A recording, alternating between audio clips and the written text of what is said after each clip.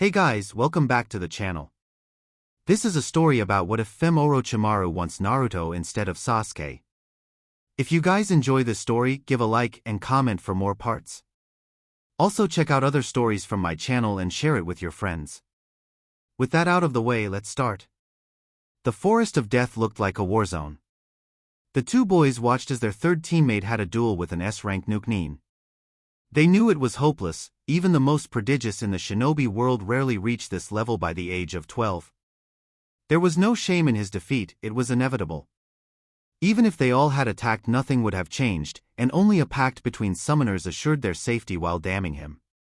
They knew Naruto was different. He'd only been with them at the academy a short while, as he'd opted to graduate 3 years early. But his push seemed to be more about how disliked he was by the instructors than any natural genius. However, 3 years of field experience is a gulf, and while they were still fresh-faced, even if more serious than the average rookie genin, they weren't battle-hardened like him. It was shown in his display, where he demonstrated a level of kenjutsu skill they didn't know he had and was utterly ruthless, attempting to maximize every advantage, but it wasn't enough.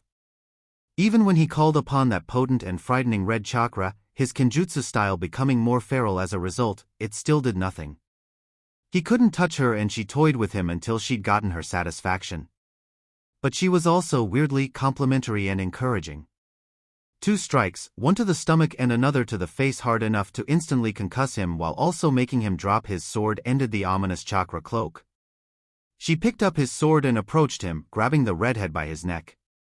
She whispered something in his ear and promptly stabbed him with his sword, channeling right chakra once she impaled him, causing the boy to scream. Their strongest member was done. They were surrounded by enemies and standing in front of Konoha's greatest traitor. Bleak was the only way to describe their situation. "Narukoan, Aburenkoan, come here please." It sounded like a request, but it was clearly an order, and both boys obeyed. She handed them a scroll to their confusion. "I know you'll report this to my former sensei when you make it to the tower, but if anyone other than Naruto should receive this scroll, I'd have to kill both your clans in their entirety. Do we have an understanding?" Both boys nodded while Shikamaru accepted the scroll. She departed soon after, and the boys collected Naruto and his sword, Shino opting to carry him on his back after they patched up his wound. They made haste to the tower and luckily ran into only light opposition, nothing the two couldn't handle. They arrived to the tower, greeted by their sensei, whom wasted no time getting Naruto to the medical center while having them debrief in front of the Hokage. He made his way up to the familiar gate guards. A team of 4 was now only 1, but he'd changed. His eyes were harder, and he was sporting a scar above and below his left eye. He was not happy to know right chakra delayed his healing ability, but was assured the scar would be temporary, fading in months. He checked in as was protocol and made his way to the Hokage tower to give his mission debrief. Given this was supposed to be a simple courier mission, lasting no more than a week, and it lasted a month and a half, it was of the utmost importance to know why, so the Hokage spoke to him immediately. Naruto gave the mission details, only the facts, and then presented the Hokage with 4 scrolls, 3 containing the bodies of his fallen comrades, and the 4th the final words of the Chunin in charge. The old man quickly read over the final words of Chunin Yagami, taking a deep pull from his pipe. "Naruto, do you know what is contained in this scroll?"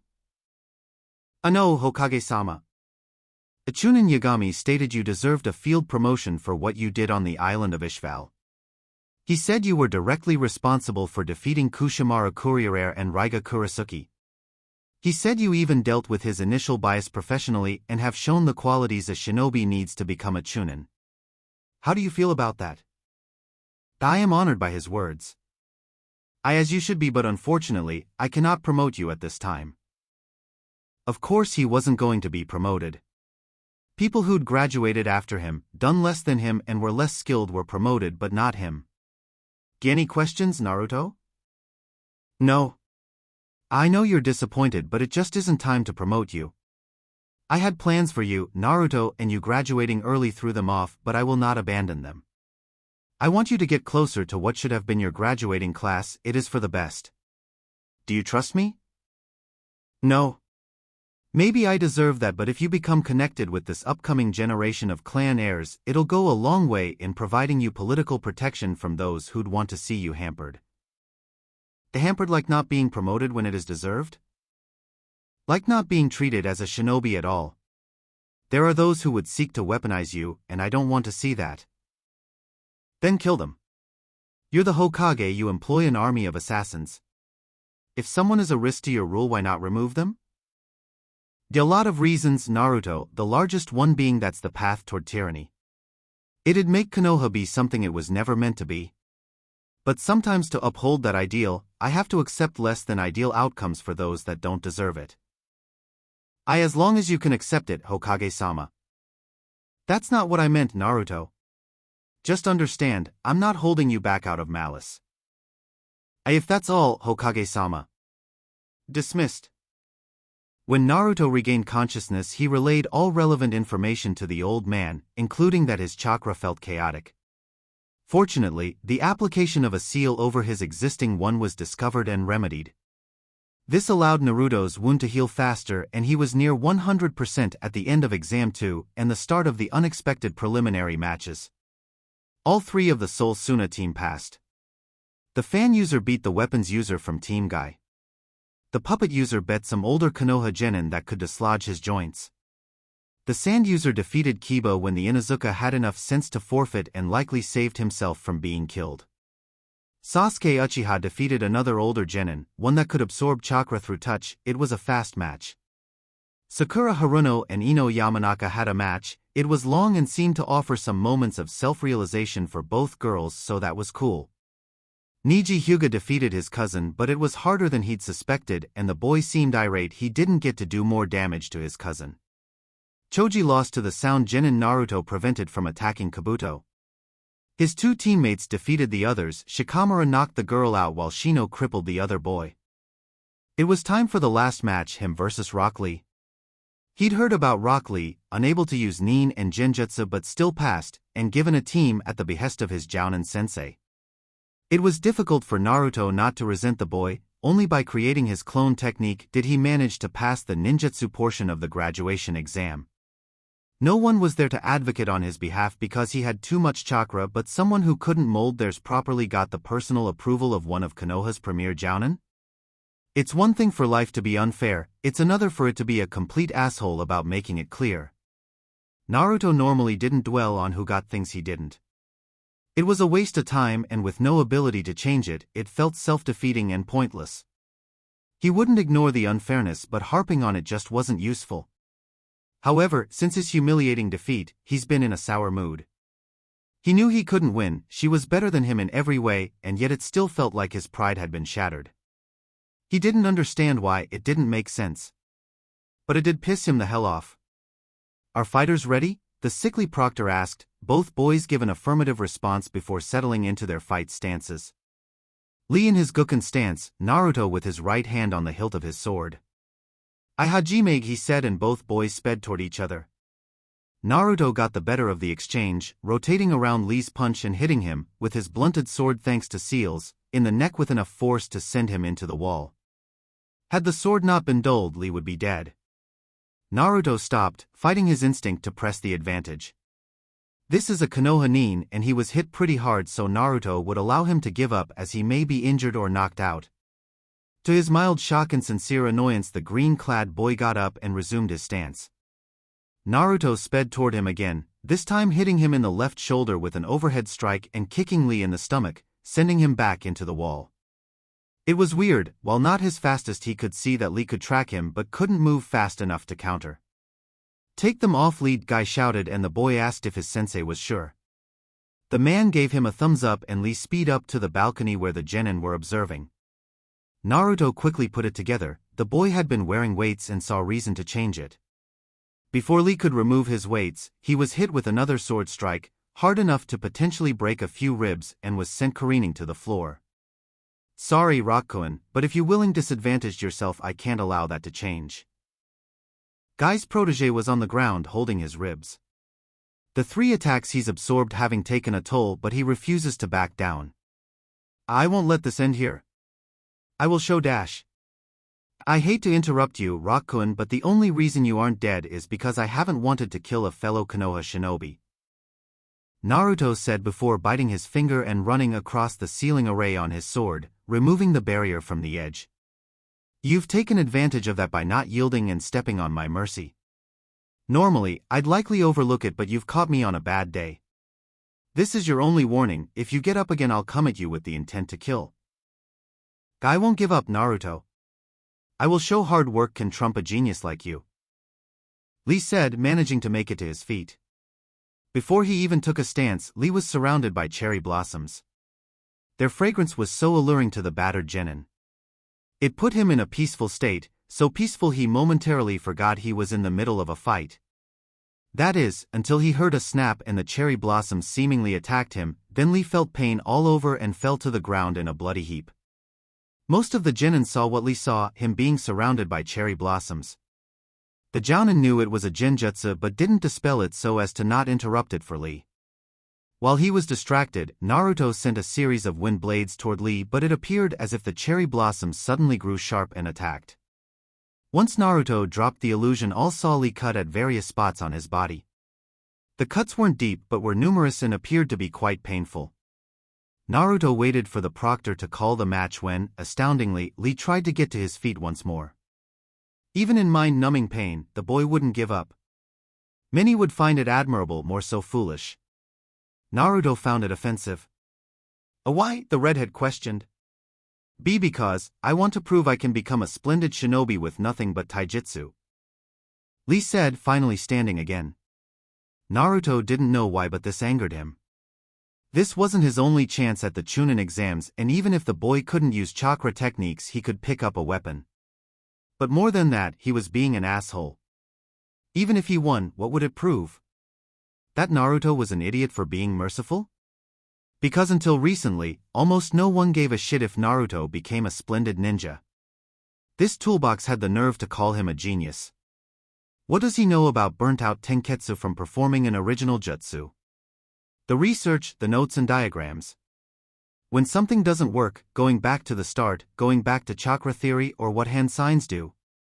Figuring out the elemental manipulation exercises by himself? Doing all of that and self-training his physical skills. The torn muscles in his legs trying to perfect the basics of his kenjutsu style. The cracked knuckles from improper punching technique. To be diminished as a genius, to be set up as this asshole's foil when all he'd known is hard work?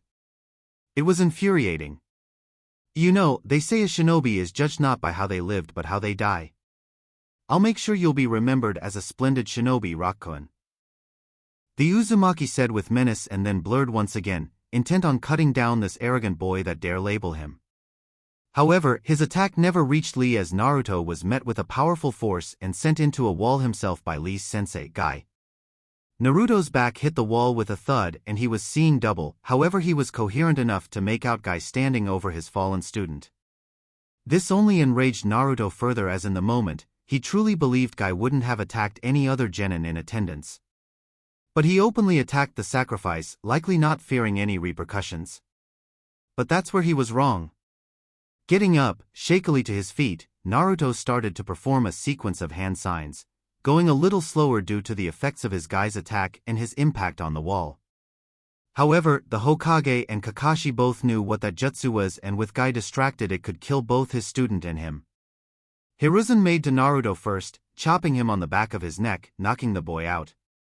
He had the candidates draw for their position in the finals, Kurenai drawing for Naruto. As they were dismissed, she made her way to Guy. If you ever attack my student again, I will kill you, Guy. There's no need for that, Kurenai-san. I had to protect my student. Then you should have ordered him to concede the match, but you encouraged him to continue on. What? Naruto was supposed to continually hold back for his and your ego. No, I don't care why you did it, never attack my students again. She said before she walked out. Guy knew she had a point and started to question if he'd given Lee some bad habits because he over-identified with the boy. Before he could leave the tower, he was greeted by Kakashi. He knew his longtime rival was angry by the subtle cues in his body language, ones most would miss, but the two had been friends long enough that it was obvious to the taijutsu master. Kakashi, before you say anything dash. Guy. What needs to be said? You couldn't abandon your student to his fate. You had to intervene lest Lee be killed. Yes, but I went overboard. I'll apologize to Naruto-san promptly. You can, but the damage has been done. He likely believes you wouldn't have done that to anyone else. You want to guess why? The green-clad man looked stricken. I hold him no ill will, Kakashi. You know that? Of course I do. I know you. He doesn't. He just knows you attacked him in front of the Hokage and a team of foreign ninja with impunity. Naruto woke with a start and quickly realized he was in the Hokage's office. He surmised that either the old man knocked him out or one of his many lapdogs did. A tantrum wouldn't do him any good, but he, to his mind, had every right to try to kill that helmet-haired bastard. It was an unprovoked attack in the middle of official Konoha proceedings. The aged Hokage saw his guest had finally returned to the waking world and called him over. There was much they needed to talk about. Naruto, how are you feeling? Like I got blindsided by a jounin. Yes, that was unfortunate, and Guy will be here to apologize soon. He'd be here now if I hadn't told him he needed to wait so we can talk. Talk about what? Yo, how you were going to attempt to kill a senior Konoha shinobi after attempting to kill a fellow genin. Who you'll be fighting in the finals and who will be training you. I don't see how there is much to talk about. Lee should have conceded, but he didn't. I had every right to kill him and avoid taking damage in some desperation play. Guy had no right and no need to attack me. As for everything else, I'm pulling out of the exams. Why? Hiruzen said evenly, but was surprised Naruto would quit. Because you aren't going to promote me anyway. Now, my team makes it and I don't hold them back from promotion. Naruto, that isn't true. You have as good a chance as anyone, though what you attempted to do to Guy will have to be noted. Of course it'll be noted. I don't care, I'm done. There's no point to this. You won't let your pet fox have any kind of authority over someone, so why pretend? So I can entertain people I don't like? No, I'm done. Naruto, I've never treated you like you were the fox. You may be unhappy with me, but I deserve more credit than that. How do I know why you do the things you do if you don't tell me? 3 years you left me in the reserves while people not as good or dedicated as me got a Jounin-sensei. 3 separate misranked missions, 3 recommendations I be promoted to Chunin, and you ignore them and won't tell me why. You ignored the last words of one of your shinobi. And my graduating class? Most of them wondered why I was still a genin. People who graduate early aren't supposed to be stuck on the lowest rung. They questioned my abilities, and what could I say? You were intentionally holding me back? What a whiny asshole I'd look like then. It's bad enough you let them all treat me like an infectious disease and tell me to deal with it. It was worse still when you've lied to my face but tell me to trust you. But now, you won't even give me what I've earned and you want me to be happy about it. Hiruzen knows Naruto is right. The boy has no reason to trust him. He is keeping things from him, trying to hide his past misdeeds, done with the best of intentions to protect the village and Naruto. But it's a house of cards, one in which Naruto acknowledged as an adult, by turning 16 or a Chunin would topple. He's worked hard to fix what he's broken, but he hasn't managed it yet, and Danzo has only made the situation worse. Hiruzen knows he should have killed the man years ago. He was always too light on those he considered friends, and it allowed the man too much power in the shadows of the village. A village can't have 2 leaders, just like a person can't have 2 masters. Something has to give, and it has to be soon. He wishes he could tell Naruto everything, make him understand his reasoning, but he can't. Especially not now, not when his former student has seemingly taken an interest in Naruto. If what Anko said is true, he is either in danger of harm or being lured away with honeyed words and false promises. He wouldn't acknowledge her potential tactics are a lot like his own. His heart couldn't take it. Naruto, don't drop out of the finals. You have a chance. Promotions are selected by committee. The committee of people that probably hate me? Or won't go against you? No, I don't see the point. Not everyone is against you, and this is your best chance to get promoted. Even the daimyo has a say if he so wishes, if you're impressive enough. Fine. Naruto relented but in no way believed the lying old man. Good, now I've arranged for my student to train you so you'll be safe. I don't know what Orochimaru wants, but it is paramount she not get it. Tsunade's going to train me? He said somewhat hopefully. No, Jiraiya. The smut peddler? Not interested. Naruto, he trained the yondaime and is powerful in his own right. You can learn a lot. But I don't know him.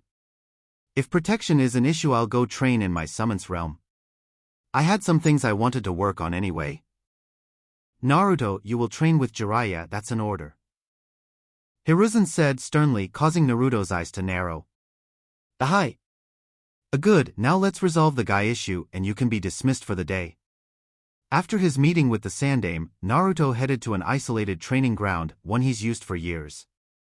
He was curious what the missing nin would give him and why. He also wanted to be sure that should it be a trap it'll only affect him. He may dislike a great deal of Konoha residents, but he doesn't want them dead. Mindless slaughter isn't his deal. He activated the seal on the scroll and read the contents. He immediately recognized the handwriting. It was the same handwriting of the scrolls he would periodically receive with advanced material he couldn't get from the shinobi library. Never any specific techniques, just theory or helpful hints. He always assumed the scrolls came from a Konoha shinobi that couldn't reveal themselves, but if it came from Orochimaru, what does that mean?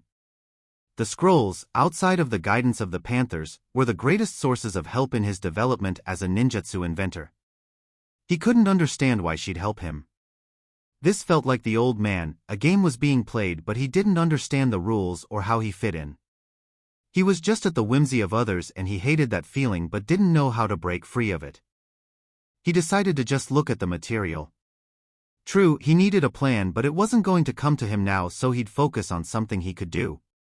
The scroll listed a technique, the impure world reincarnation, which was created by the Nidaime. It can bring souls back from the dead but requires a live sacrifice and genetic material from the one you wish to bring back. Enclosed in the bottom on the scroll was another sealing array, one for storage. He unsealed the contents to find 2 vials of blood. This was beyond creepy. The vials themselves contained a note and he could only dread what the lunatic snake summoner had written. Those with power create boundaries to hoard and safeguard their power. Those without power stay within the boundaries to stay in favor of the powerful. Freedom is pushing against and through all boundaries, allowing your ambition to be your only master. Chakra is poorly understood, but the potential is limitless. However, our understanding is hampered by what many would call profane or forbidden. Most shinobi are content to live in ignorance, to have a child's understanding of the very force they depend on. But I saw something different in you, a desire to understand like I have. That is why I've helped you, and you've yet to disappoint. I chose to ignore decency and ethics in my desire to understand this energy and our world. I walked in the darkness without a single regret. But I want to see how far you can go while in the light. This technique is powerful, but it is not perfect. You may want nothing to do with it, you may find it offensive, so I've given you an extra incentive to improve upon it in your own way. The Sandaime has withheld many things from you, not just your status as Jinchuriki. If you want to know more about your past, about your clan, then the blood contained in these 2 vials will do it. Just remember, keeping people ignorant is not a method of protection but control. Don't let anyone control you. Break free of anything that holds you back, burn it down and kill it if you must. I look forward to seeing how far you get by month's end. It could be a lie, he says it but doesn't believe it. He needs to know what these people know, but he can't sacrifice people, not even to know more about his origins, but she was confident he wouldn't have to. He needed to focus on this, but with Jiraiya training him it is going to be difficult. The sensei of the yondaime must be a real taskmaster. No, he wasn't. He was a lazy ass that put forth minimal effort and was constantly distracted with any halfway attractive woman around. Naruto would be annoyed, especially since this man was clearly here to be his watcher more than his trainer, but his negligence was beneficial so Naruto wouldn't complain. Though, he'd rather train with Kurenai-sensei since she actually gives a damn and has been helpful coming up with intensive chakra control exercises for him. She, however, was called away on a special detail which Naruto found a little convenient. So, he was stuck with this idiot as a trainer. What were they working on? Initially it was going to be summoning until Naruto informed him he already had a contract. But he was insistent Naruto sign the Toad contract too, so the Elder Toads and Bagheera, the boss of the Panthers and Naruto's personal summons, were hashing it out so nothing more to do there.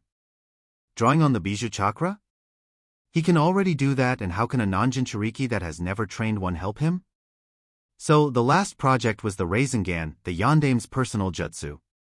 It would be useful as an attack jutsu and helping him in perfecting pure shape manipulation. It was also a decent chakra control exercise. He was still on the second step after 2 weeks, not because he couldn't go farther, but he was slow playing jiraiya. No sense in doing this faster than necessary. Naruto practiced it while he sent an overcharged shadow clone to the Panthers to unravel the impure world reincarnation. The key to Naruto's understand of the jutsu was to remove the mysticism from it and think of it as a chakra exercise. A soul was not being called back. In chakra was. The genetic material was a bridge, it contained both the yin and the yang chakra of the person being returned. The sacrificial body was for the additional yang chakra. The seals not only called back the yin but helped convert the sacrifice's yang into a compatible half of the returned person's yin, making it reminiscent of their true chakra imprint. This also somewhat explains how they can repair the damage. The pure yin chakra is constantly creating or recreating their form. So Naruto reasoned he needed a vessel of as pure yang chakra he could get. This meant attempting pure yang release. There isn't much written on it. What he could find states that some have a natural affinity for it but are unaware and chalk it up to other things, like those gifted with yin release make excellent genjutsu practitioners. It can be trained, but it starts with being able to separate the yin and the yang within one's chakra. Some accomplish this through visualization, seeing the yin and the yang emerge from various points and calling upon one source or the other, and with no other known method Naruto opted to try it. Success has been varied. He knew without Kurenai-sensei's previous help he'd have no hope of accomplishing this, but now that his chakra control was better, his flow almost calm, he could focus it enough on separating the most basic elements from each other. Truthfully, if he didn't have this deadline, given to him by Orochimaru herself, he'd probably be doing better. He isn't very calm as he has too many questions, and he believes figuring out an ethical impure world reincarnation will help get them answered. But even if it does, what does it all mean? She made her way through the forest at a clipped pace. Being late was not an option, it was never an option. Also, the sooner she got there, the sooner she got this over. She doesn't know how to feel about her master, as gratitude often wars with low-level terror. No time to think about it now, she reassures herself. All she has to do is give her report and continue on with her day. Even if the guilt becomes suffocating, she chose her path. She arrived at the designated meet and waited. There was no point in trying to find her, she'd reveal herself when she was ready. And she appeared right behind her. She was impressed she managed not to jump in fright. Immediately she began kneeling, as is expected of her, causing the woman to laugh before speaking. So prompt as usual. Hi. Well, what do you have to share with me? He is being trained, poorly by Jiraiya, and appears to be unhappy with the arrangement. Jiraiya seems more like his watcher than his sensei. The woman nodded at those words. What else? Every morning before his workout he sends a shadow clone with approximately half his chakra somewhere with a panther summons. Their realm. He must have his shadow clone training in secret so not even Sarutobi can spy on him. Clever boy. Is there anything else? Once he's done training with Jiraiya he practices his kenjutsu, does a light workout and then heads home. There he does research until several of his summons meet with him. I'm assuming they are performing surveillance of his competition. I scouted the other finalists, all but Shino-kun and Shikamaru-kun have subtle but unnatural shadows following them and none have appeared to notice. Kikuku, you've done well. I want you to cease your surveillance, it won't be necessary any longer. But But what? I thought you'd be relieved to no longer have to spy on him. Don't tell me you're nursing that silly little crush, she asked, but her subordinate didn't answer. You are? TSK. You know that can never go anywhere, yes? Even if you were to turn his head that wouldn't end well for you, yes? Hi, she said through gritted teeth. Don't be glum, you'll get what you truly want. Just forget about Naruto-kun. Hi. Good, you are dismissed, Hinata-chan. Jiraiya, how is he doing? He's getting it faster than I did. Why isn't he a chunin yet? He has the mission record for it. We've been over this, I won't always be here to protect him. He needs allies and ties to the village. He has startling little and I've long since alienated him. No one who has graduate early has ever been sent to the reserves, so I can't imagine why he took that as an insult. He wasn't supposed to be allowed to take the exam if there was a reasonable expectation he could pass. Irika and Mizuki assured me he couldn't do the clone jutsu. And with his chakra levels he'd never be able to with what they teach in the academy. Tell me, sensei, why I should be happy with you setting my godson up to fail? I would have taught him another clone jutsu at some point, but him failing the exams outright would have made it possible to put him on Kakashi's team. You were going to make him the dead last to satisfy Minato's brat? You manipulative bastard. Is this why you've had me stay away for so long? So, I couldn't see the strings you were pulling? Enough, Jiraiya. You were needed out there. As of now, Naruto has very few connections to the village. He seems to like his teammates and his sensei, but they've only been together for 6 months, that's hardly enough time to sway him should he decide to leave. He wouldn't leave, he's no traitor. I hope you're right, Jiraiya. It was 3 days before the finals and Naruto had finally done it. It'd take some time to perfect it, even more time to develop his in-release, but as of right now, he could perform purely yang jutsu, and it was time to attempt the impure world reincarnation. He got time off from Jiraiya once he demonstrated you could perform a completed Rasengan, which he has to admit is a damn fine jutsu. He was in an isolated clearing in the Panther realm and had a barrier erected just in case things went poorly. He had contract seals at the ready but didn't want to put the control seals mentioned in the scroll. He took some deep breaths, calming his nerves. A yang release, shadow clone jutsu Naruto said, then started the ritual for the impure world reincarnation. Once he was sure he had it complete, he performed the hand signs and whispered, summoning, impure world reincarnation. Naruto didn't have to wait long for the jutsu to take effect as each of his yang clones were encased in an ethereal glow. Soon, both started to change their shape, taking on the forms of those called back. Naruto was shocked to see 2 women with hair similar to his, though neither had his blue eyes. Both women looked confused as if a haze had yet to be lifted. They noticed each other first, both shocked. Mito-sama? Kushina-chan? Both questioned before they looked at the boy before them. Mito was silent and confused. She had no clue who this whiskered cheek boy could be, but in her peripheral vision she could see Kushina trembling, as if trying to not cry. Sochi? Is that you, Naruto? Where are we? This doesn't look like Konoha. I'm Naruto and this is the realm of the Panthers, my summons, but what do you mean, Sochi? Naruto wasn't dumb, but after being denied information about his parents his entire life, the idea that he'd just brought his mother back was unbelievable, though the woman hugging him fiercely was quickly putting his disbelief to rest. It was sad, but Naruto couldn't ever remember being hugged before. The feeling was indescribable. I'm your mother, Naruto. Didn't Hiruzen tell you about Minato and I? How has your life been? She blurted out, finally releasing him. The old man said he didn't know who my parents were. My life. I was a pariah growing up, not even my academy instructors liked me, so I graduated early, at the age of 9. The old man didn't put me on a genin squad for 3 years. Naruto explained before something clicked. Wait, Minato? You don't mean? Yes, Sochi, the yandame was your father. I hope you don't hate us for what we did. I argued against it, but Minato was convinced you'd need the Kyuubi to defeat the man that attacked us the night you were born. I don't hate you. I guess I just wish things had been different. Almost everyone treated me like I didn't exist. Naruto-kun? Mito spoke.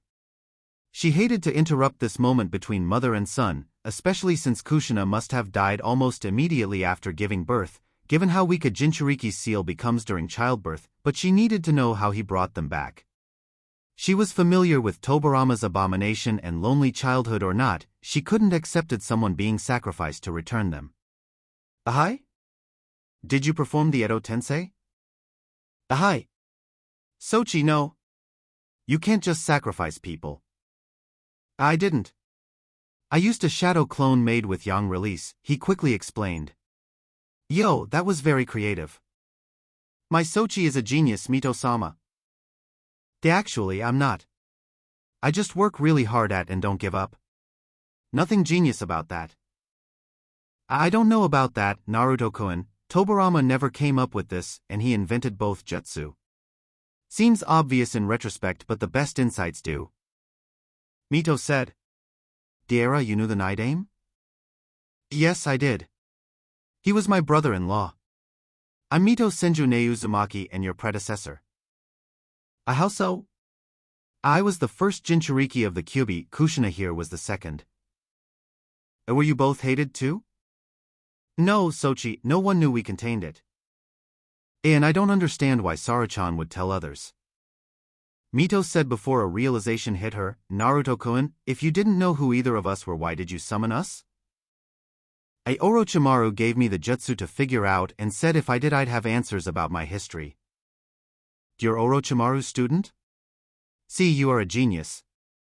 She wouldn't bother with someone untalented. No, she's a missing nin and considered Konoha's greatest traitor for illegal experimentation on villagers, he said, to receive a fist to his skull. Why would you trust the word of a missing nin? Because I was desperate. The old man keeps me in the dark about everything concerning my past, he's manipulating me and I don't know why. I need all the information I can get in case in case what, Sochi? In case I need to abandon the village. He's already denied me a Chunin field promotion 3 times and never once explained why. I don't trust him and I don't like the villagers, so I need to make arrangements. Is it really that bad? Kushina asked, shame filling her for what she allowed to happen to her son. The villagers deny my existence. They've never hit me or anything, but I know I'm not wanted and being stuck as a genin isn't raising my profile. I don't get it, why wouldn't Hiruzen want you to be a Chunin? Yes, you get more authority and can take on dangerous missions, but rookie Chunin are hardly exposed to top secret documents or state secrets. Kushina said. Mito sat quietly, piecing together everything she knew about Konoha law and what Naruto told her and came to a conclusion. I think I may know why, but it doesn't make sense for it to be the reason, she started. And proceeded to explain her theory. Hiruzen never much cared for the daimyo's satellite residence, the place he stayed when visiting Konoha. It was too ornate for his tastes and gave the feeling of being both too open and claustrophobic. He was curious why the daimyo had summoned him. The two usually speak after the exams are finished. They had a good working relationship but weren't close, not like Hiruzen was with the man's father or how he was close to Minato. He arrived in his sitting room and was surprised with Danzo was there as well. Hiruzen bowed to the daimyo and took his seat. Immediately he felt off as someone. Hiruzen reasoned one of the guardian ninja, activated a seal, and Hiruzen felt his chakra become suppressed and out of his control. He saw Danzo came to the same realization. This was a trap. They had both been restrained and while strong, given their advanced age they were weak without their chakra to buttress the ravages of time. Thank you both for arriving so promptly.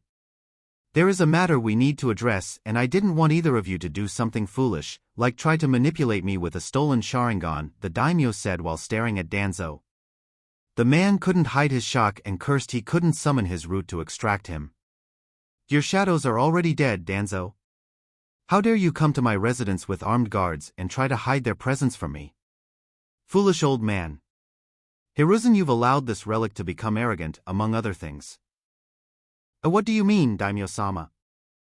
All will be explained, but first I need to tell you a story. A little over a year ago, Tsunade paid me a visit. She actually requested an off-the-books meeting as she needed what was discussed to remain a secret between her and I. I of course was surprised. Tsunade hadn't been involved in shinobi affairs in decades, but never acted contrary to my interests, so it was neither here nor there. When she arrived she relayed to me a story of her own. How she'd met a young Uzumaki boy. Said he was dragged to her by a large, talking panther that requested her help. She was able to save him but not his Chunin leader. She spoke to the boy, asking subtle questions and, coupled with what the Chunin said before he succumbed to his injuries, she concluded the boy knew nothing of his clan or parentage. Apparently, he was a pariah due to his status as a Jinchuriki and his ostracization was near universal. She said he claimed he had existed on his orphan stipend until he graduated. Now that confused me. Because he would be a clan heir, and in Fire Country when one is the last of their clan they are provided housing and are given a generous allowance from their clan funds, while said funds are managed by the financial advisors I select to make sure they are not cheated. Tsunade had no reason to lie to me, but I couldn't just act on her word. She understood and only requested I perform an audit into Kushina and Minato's finances and anything else I could find out about Naruto. She gave me a blood sample and said if I should get any genetic material for either Minato or Kushina, she'd happily run the tests to prove he was indeed their son. It didn't take long for the auditor to find the accounts had been tampered with, funds extracted illegally. It did take the auditor a while to trace where the money went for each large withdrawal, but he did it. Imagine my shock when the two who'd stolen from Minato and Kushina were Yu and Danzo. Those assets were primarily Uzumaki assets, and that account should have been frozen until a verifiable Uzumaki came to claim them, since Minato and Kushina had no living heir. Next was getting the samples needed for the DNA test, but I did, and immediately summoned Tsunade back to run the tests. Imagine my shock when she confirmed her suspicion. I, of course, then ordered a quiet investigation to Naruto's life. And shocked I was again. His status as a Jinchuriki announced by you, but some flimsy law telling no one to talk about it. Him receiving almost nothing but scorn and having to live in near poverty conditions when he should have had a comfortable existence. And then to see you deny him a promotion in order to avoid being discovered. You thought if he never made Chunin you'd never have to give him his full inheritance and it wouldn't trigger the automatic review I've instilled?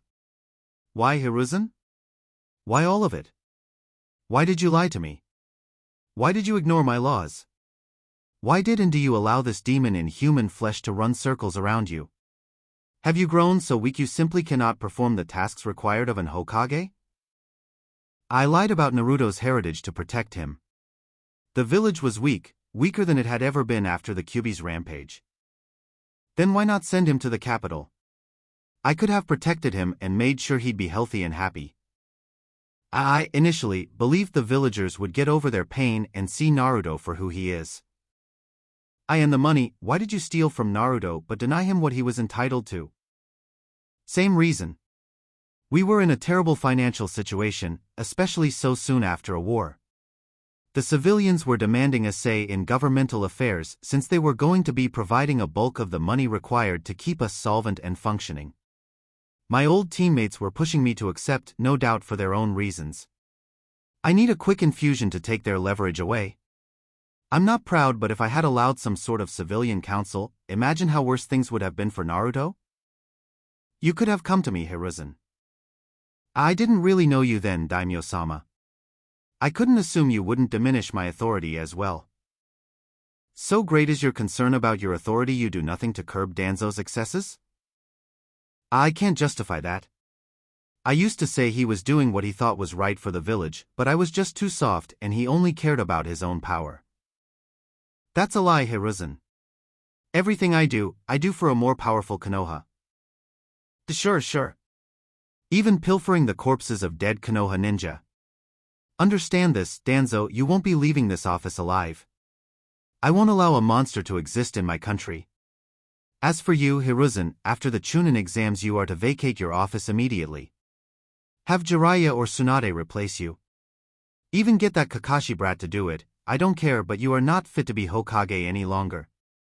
You will, however, confess everything to Naruto and then I will try to salvage what I can.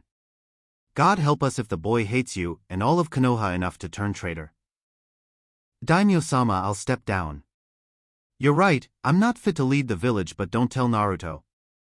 Orochimaru has taken an interest in him and this may push him into her clutches.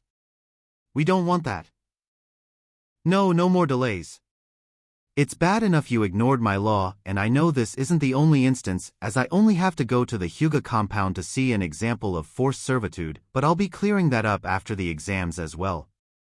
No, Naruto will be told everything and given the promotion he so richly deserves.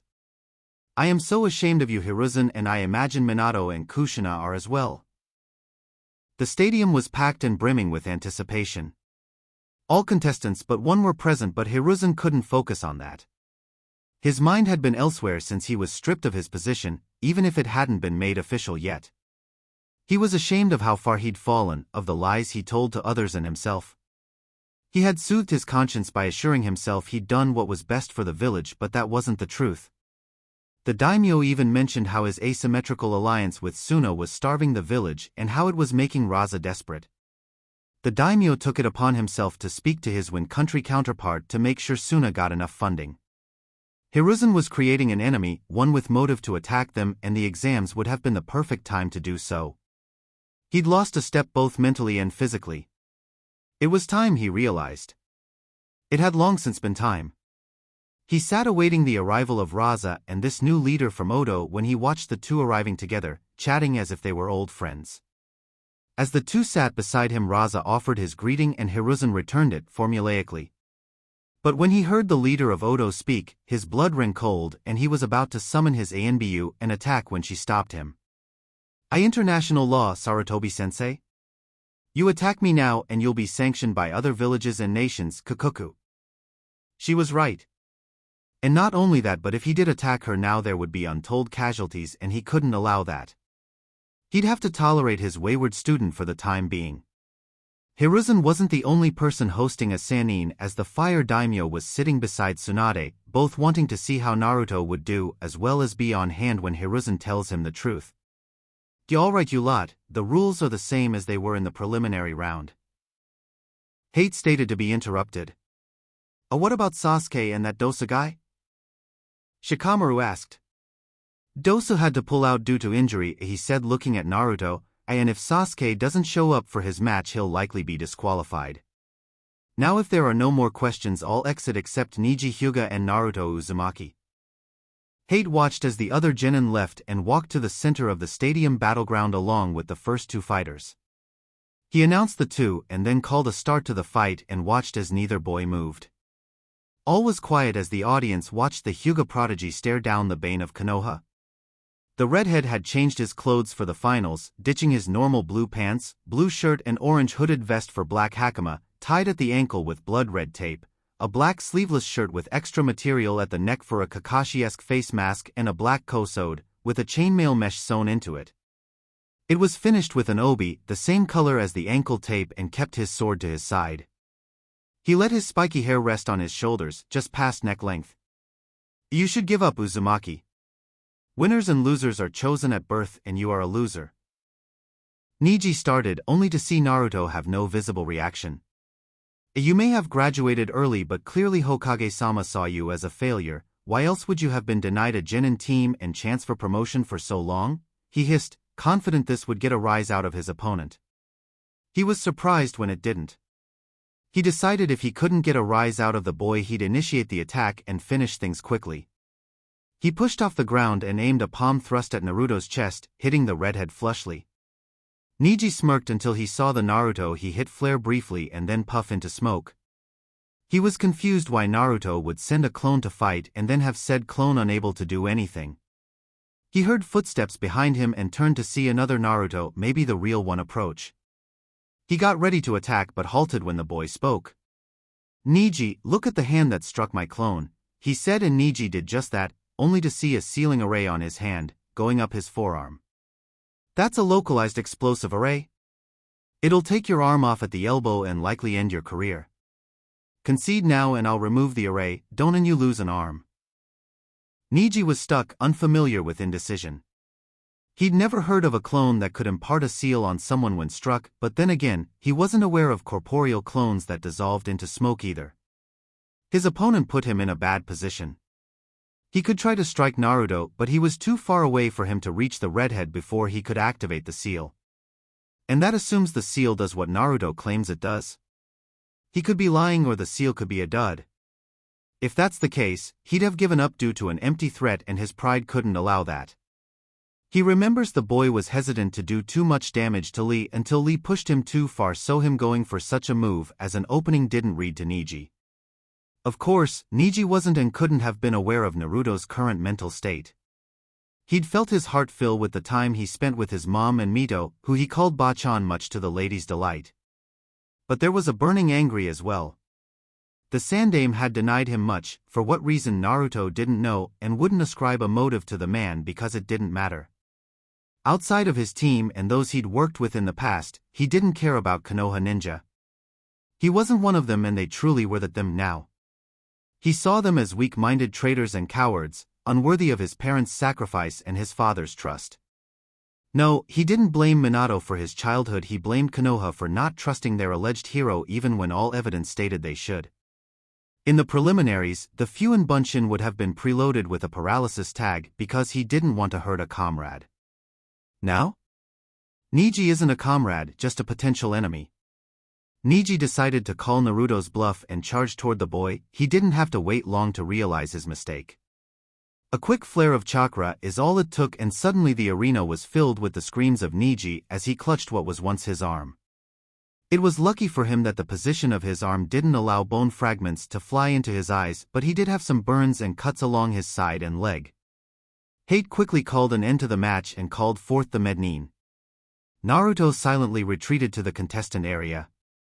Both Shikamaru and Shino gave him a nod of acknowledgement and he formed a small smile.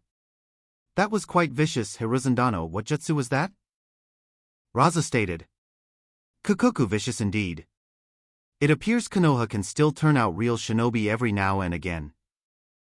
Hiruzen ignored his student as he began to answer Raza, indeed, but Naruto gave him a chance to concede.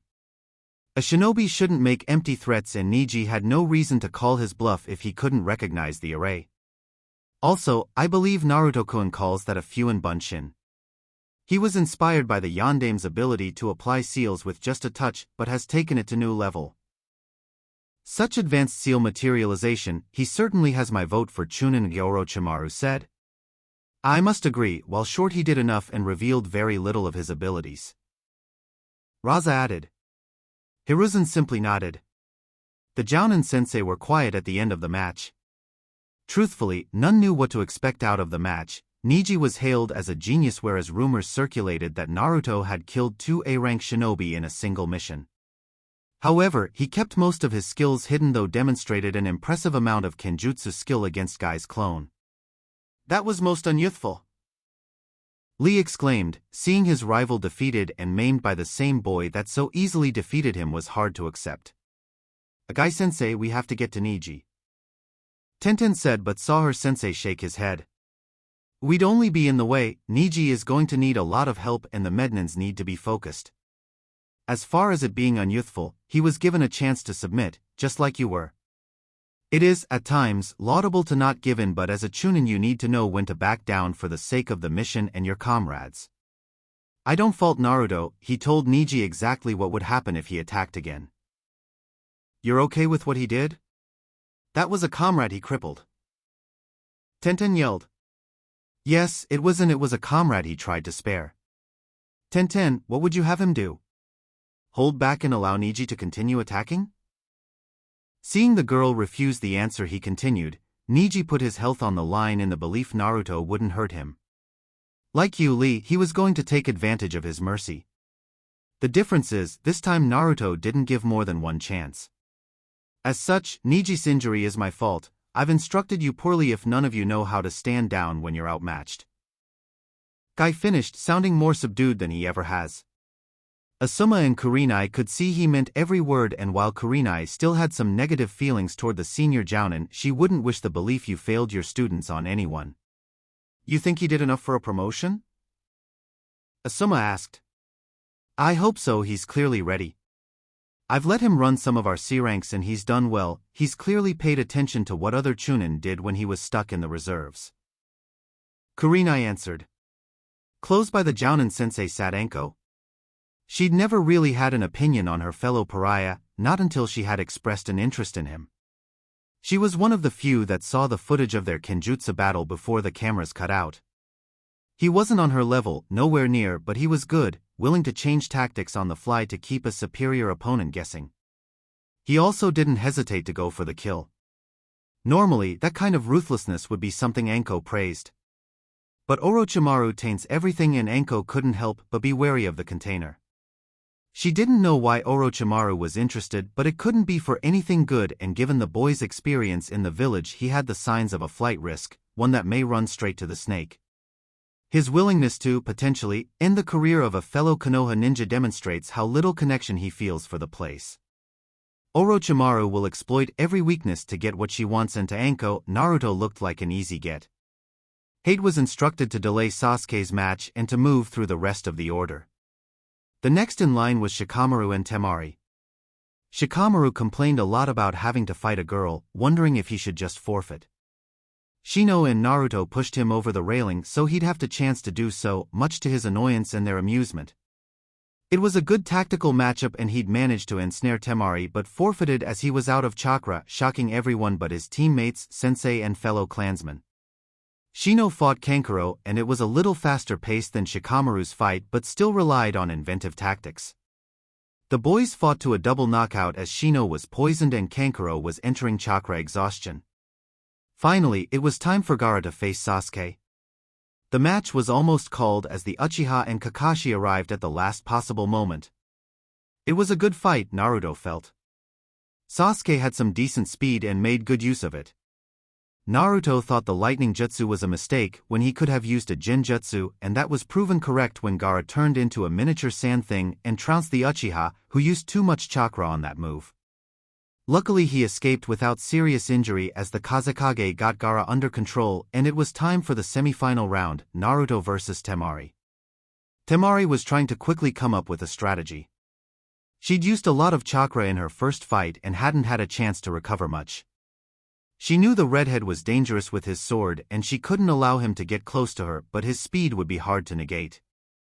She reasoned if she could unleash a wind jutsu fast enough she could create some space and control the match.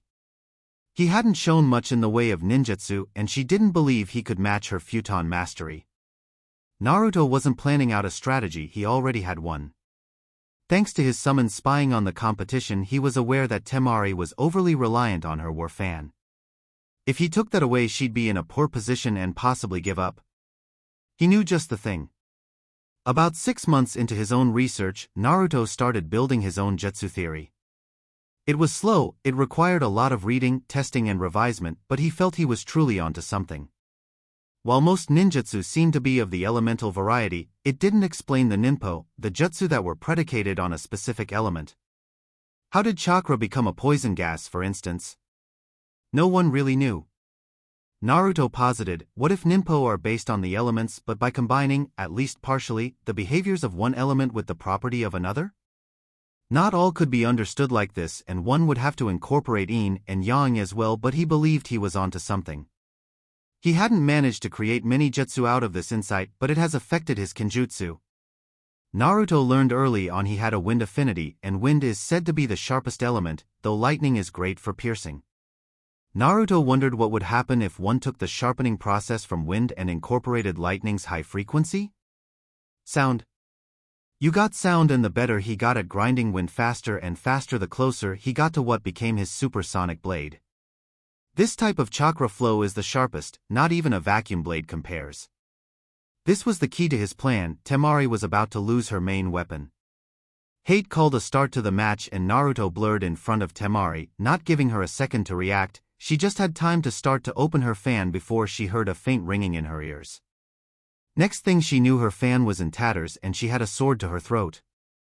Yield, the shorter boy said, and she quickly complied. Many in the crowd had trouble following the action. They saw Naruto blur from view and then a series of flashes before he appeared beside Temari and her fan was cut up. The Chunin and Jounin, however, could follow it and were impressed. Asuma was confused. That was wind, but it didn't behave like wind, Asuma said. What do you mean, Asuma? Guy asked. Kurenai already knew about his supersonic chakra flow technique, but saw no need to expound on it. A wind chakra is created by sharpening your chakra to a fine point and unleashing it. That's why it's ideal for cutting. It doesn't, however, emit a sound, nor does it become visible. Lightning does that, but that wasn't lightning. Kurenai, do you know what that was? Yes, and I won't be divulging it. If you want to know, ask Naruto. It was one of his creations. So he really does create his own jutsu? Asuma asked, surprise in his voice. Yes. How many, I'm not sure. He said most were just supplemental things that better versions of already existed, but he's got some impressive ones as well. I almost got introduced to one. Hi, Hokage-sama informed me that in my distracted state I may not have escaped unharmed. Whatever that was, I need to learn it. I'll see if I got something to trade. Asuma said, only caring about the wind manipulation. He hadn't seen anything innovative involving wind chakra in years, especially not chakra flow. He need to know how to do that. Kukuku, I think that was just a bad matchup for Temari Razadano. I agree, but she appears too reliant on that fan, definitely Chunin material, but I'll have to work with her on that. The Uzumaki sword skills are impressive and he's fast. He must have been training his speed and sword techniques for several years to be at that level. Ahai! I believe Naruto-kun picked up Kenjutsu his second year at the academy. Yo, then you have some really good Kenjutsu instructors, Araza stated, which caused Orochimaru to giggle, much to Hiruzen's annoyance. No, he self-trained until he became a summoner and trained those skills with them. Either way, he is quite skilled. I wonder how he'll fight Gaara. Kukuku, I wouldn't be shocked if he forfeited. He's certainly earned a promotion. If that's the case, I expect you out of my village within the hour, Orochimaru. Why so hostile, Sarutobi-sensei? She said with a grin on her face, annoying the Sandaime further. Fine, I'll vacate, no need to cause an international incident.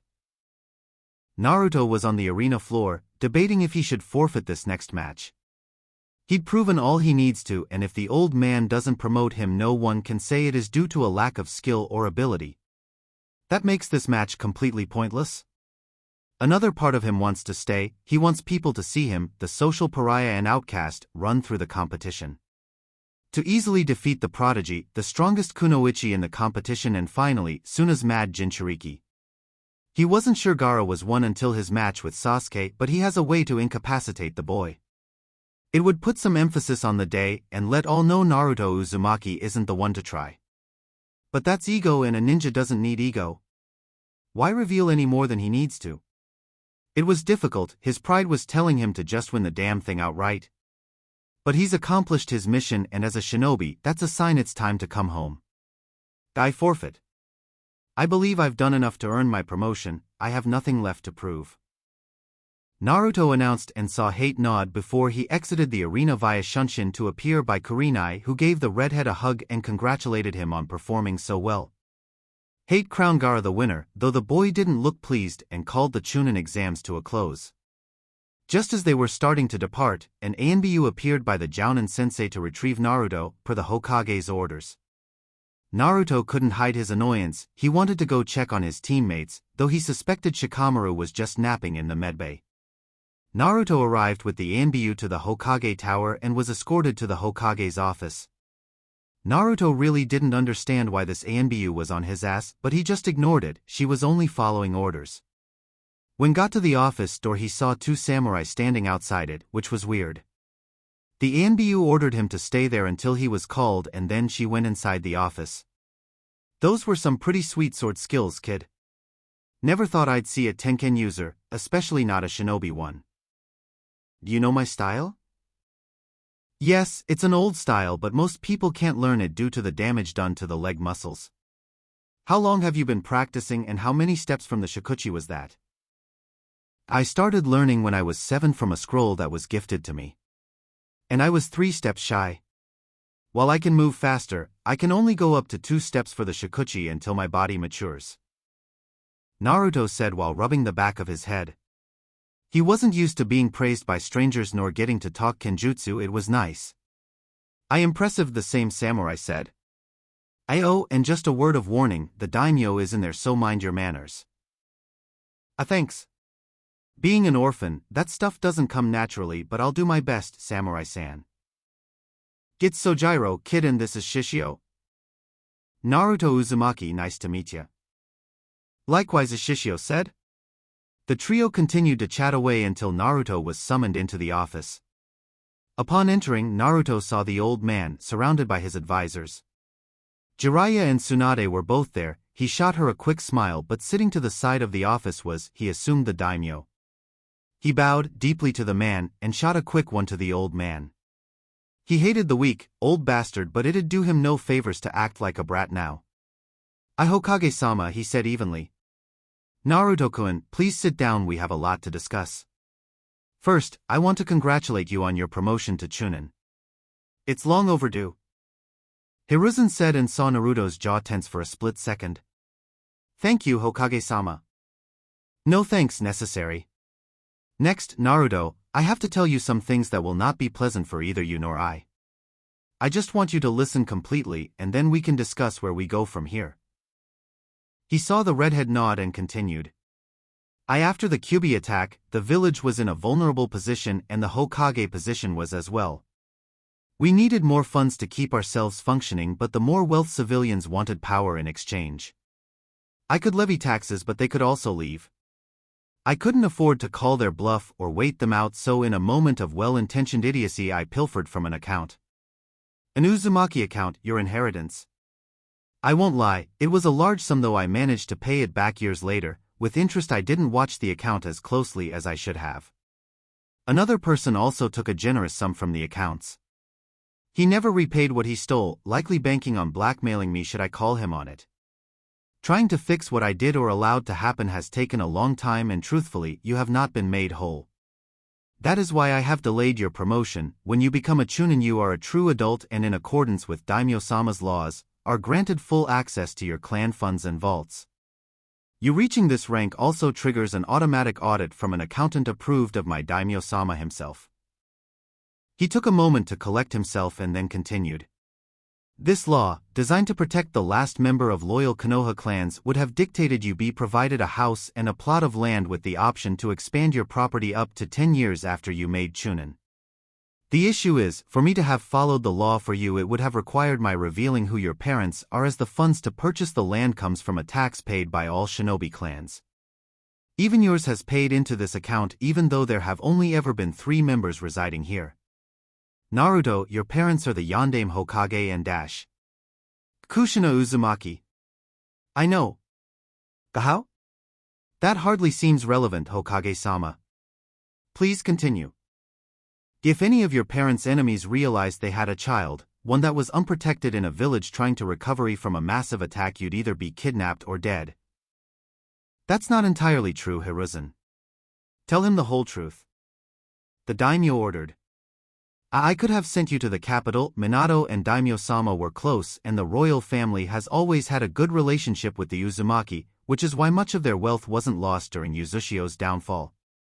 I didn't send you away because I wanted you to grow to love Konoha and desire to protect it like your parents did. How could revealing my status be any safer than revealing my parentage? I believed the people would follow Minato's wish to see you are a hero. I underestimated the hurt they carried and how my law only allowed the ignorance to fester. Because I didn't address the issue diligently, it left an open space for their irrational fears to grow and grow and grow. With you advancing as fast as you did, many were concerned it was the fox, even my shinobi that should have known better. Who is the other person that stole from me, and why did you let him? His name was Danzo Shimura.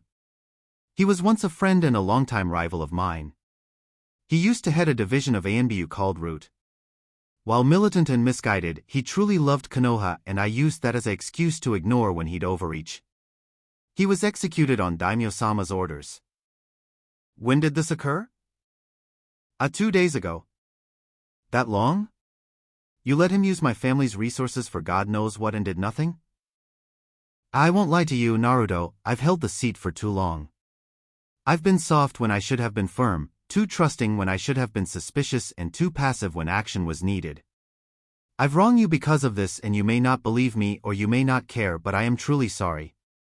I know I've driven you away because of these secrets, and I won't ask you to understand, but I truly was attempting to do what was best for everyone. Naruto didn't bother responding. Whether it was true or not was irrelevant. He'd suffered because of this weak, old man, and he'd not have any of his excuses. So what happens now? I'll answer that. You will select where you want your compound to be, and have my personal architect design the house with you. We'll get started on construction as soon as possible. Hiruzen will be holding a meeting of the clan heads where he will not only inform them of your heritage, your new residence, but some other things as well. Naruto, I cannot apologize enough for what you have been deprived. You may not hold much affection for Konoha or even Fire Country, but I hope you'll allow me to rectify that. I truly respected Minato and was quite fond of Kushina. Thank you, Daimyo-sama. Now, I believe Tsunade and Jiraiya wish to discuss some things with you, so you three are excused. All three bow and Hiruzen gives Naruto a ticket to pick up his Chunin vest from the armory. The two leaders spoke a while more until there was a knock at the door. Hiruzen, there is one final thing you're going to have to do, and this is going to hurt more than anything else, the daimyo said before giving permission for the individual outside to enter.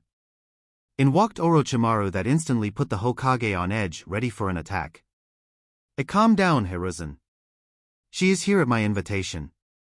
Orochimaru has provided me proof that everything she did she was ordered to do by Danzo, and seeing as how you did virtually nothing to stop him, she shouldn't be held responsible for the orders of a superior officer.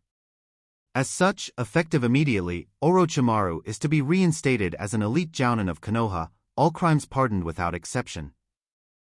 No, this is a bridge too far. It isn't a request, Hiruzen. This is an order, and this will be one of your last acts.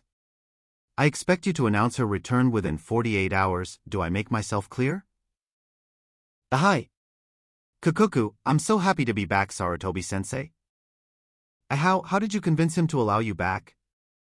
The daimyo had exited Hiruzen's office, and it was only Orochimaru and him, his Anbu detail having been excluded from the meeting from the get-go. It's not so hard when you know where the bodies are buried. Once he saw what Danzo and you did to Naruto-kun, he wanted more evidence of wrongdoing in the worst way, and you know me, a real pleaser, or have you erased that from your memory, sensei? She purred and Hiruzen shrank in on himself. Shut up. Why? You never seemed to have a problem with it before. You even had a ritual after. Oh, how you'd promised to never do it again, it was a mistake, and on and on. Silence. I loved Bawako. He said, clenching his fists. Kakuku, amazing how you only remembered that after you got off. Is that why I was your favorite, sensei? Little orphan girl that idolized you developed to your liking. Didn't even care you were using her, not even when you asked her to get an aber dash. Shut up or I'll kill you, daimyo's orders or not. So indignant, sensei. Was I really so bad you shipped me off to Danzo? Even passed me up for the Hokage's position? Or was Minato just better in bed than me? You play your games and have your fun, but you'll slip up and be chased out of here again. It's in your nature, rotten to the core. Kakuku thinks so? Because I think being here gets me everything I want and you can't even lift a finger to stop me. And what do you want? Konoha's downfall? Even working from the inside it'll take more than you. Yo, no sensei, that isn't what I desire at all. One thing I want is for you to live in disgrace and you will, forever shamed by what you did to Naruto-kun. The rest? Well, that's a secret. She said, turning to walk away. Whatever it is you want, I'll stop you. If I honestly thought you could prevent me from what I want, you'd be dead already, she said, closing the door behind her. Naruto and the two Sannin were sitting in one of Jiraiya's apartments. Jiraiya and Tsunade both felt privacy was required for what they wanted to say. They were having an argument about who would go first and Tsunade looked ready to punch Jiraiya, so he gave in. So, how are you doing with all this, Naruto? I don't know. It's a lot to take in. I went from making plans to flee the village to being a future clan head and independently wealthy. You've claimed 3 bounties on a rank shinobi. You're fine, financially. Jiraiya chimed in, ignoring the plans to flee part. How the hell would you know? Naruto shot back. There aren't many people that don't know you have a knack for killing Kiri swordsmen. Oh well, I donated a lot of that to the families of the shinobi that didn't come back. It was a nice cushion, but that's about it. Anyway, Naruto, I wanted to tell you that I suspected you were Kushina's child when we met, but without proof I didn't want to say anything. That's why I went to the daimyo, to find out who you were and why you weren't living the life you should have been. I'm sorry I kept it from you as long as I did, but the daimyo thought, and I agreed, it was best to tie up loose ends. It's okay, you were actually trying to help me and not just manipulate me to protect a cover-up, he said while shrugging. If her actions improved his situation, he won't complain about it not being immediate. Was that all? Well, I could thank you for winning me a shit ton of money by taking you to dinner. I'm sure Shizen would be up for it. I'd like that. You wanna bet? Why aren't you freaking out? Jiraiya asked, deeply confused. The kid negates that, I bet on him and win and nothing happens. I don't get it, but I also don't question it. I am curious why you didn't just win the whole damn thing. Gaara is broken, he only finds comfort in his madness. I wasn't there to fight a mad dog, and if he pushed me too fair, Suno would be missing a Jinchuriki, and that can't be good for inter-village relations. Besides, it was only my pride pushing me to compete, but what's pride to people that perfected the art of fighting cowardly? That's an interesting understanding of shinobi, said Tsunade. I suppose it is. Oh well, that's all I wanted. Come to the Senju compound tonight at 8 and we'll decide something from there. Ahai, see you then. She nodded and then exited the apartment. Jiraiya watched Naruto grinning like an idiot, completely misunderstanding the vibe. You alright, enough of that. I brought you here to tell you I want you to be my apprentice. Thank you? It'd be an honor, but I think I have to decline. Naruto said, shocking both Sannin. What do you mean decline, brat? Do you know how many people would kill to be in your position? And how many of those spent a month training with you? I'm not saying your approach has no merit, but it doesn't work for me. Besides, I still have a Jounin sensei. But she can't prepare you for what lies ahead. And what lies ahead? There are a group of S-rank shinobi calling themselves the Akatsuki. They want to abduct all the Jinchuriki for some unknown reason. How long have you known about this? I've been aware of them since Orochimaru joined, but I only recently found out about their goal of collecting the Jinchuriki. And knowing this, you wasted a month not being fully engaged? Why would I assume that'd be different? I just wanted you to figure things out for yourself. I'm a jutsu creator.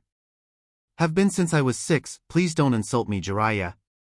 Asking technical details about a jutsu I'm trying to learn isn't an unwillingness to work independently.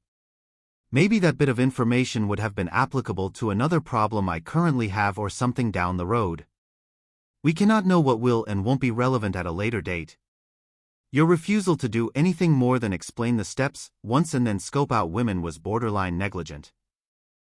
Alright. I could have been a bit more helpful, but I was testing your determination.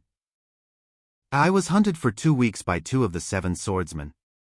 I've proven my determination. Your resolve? I killed both of those swordsmen. Iron will. Fine, Gaki. What do you think I could have done differently? You could have worked on my taijutsu.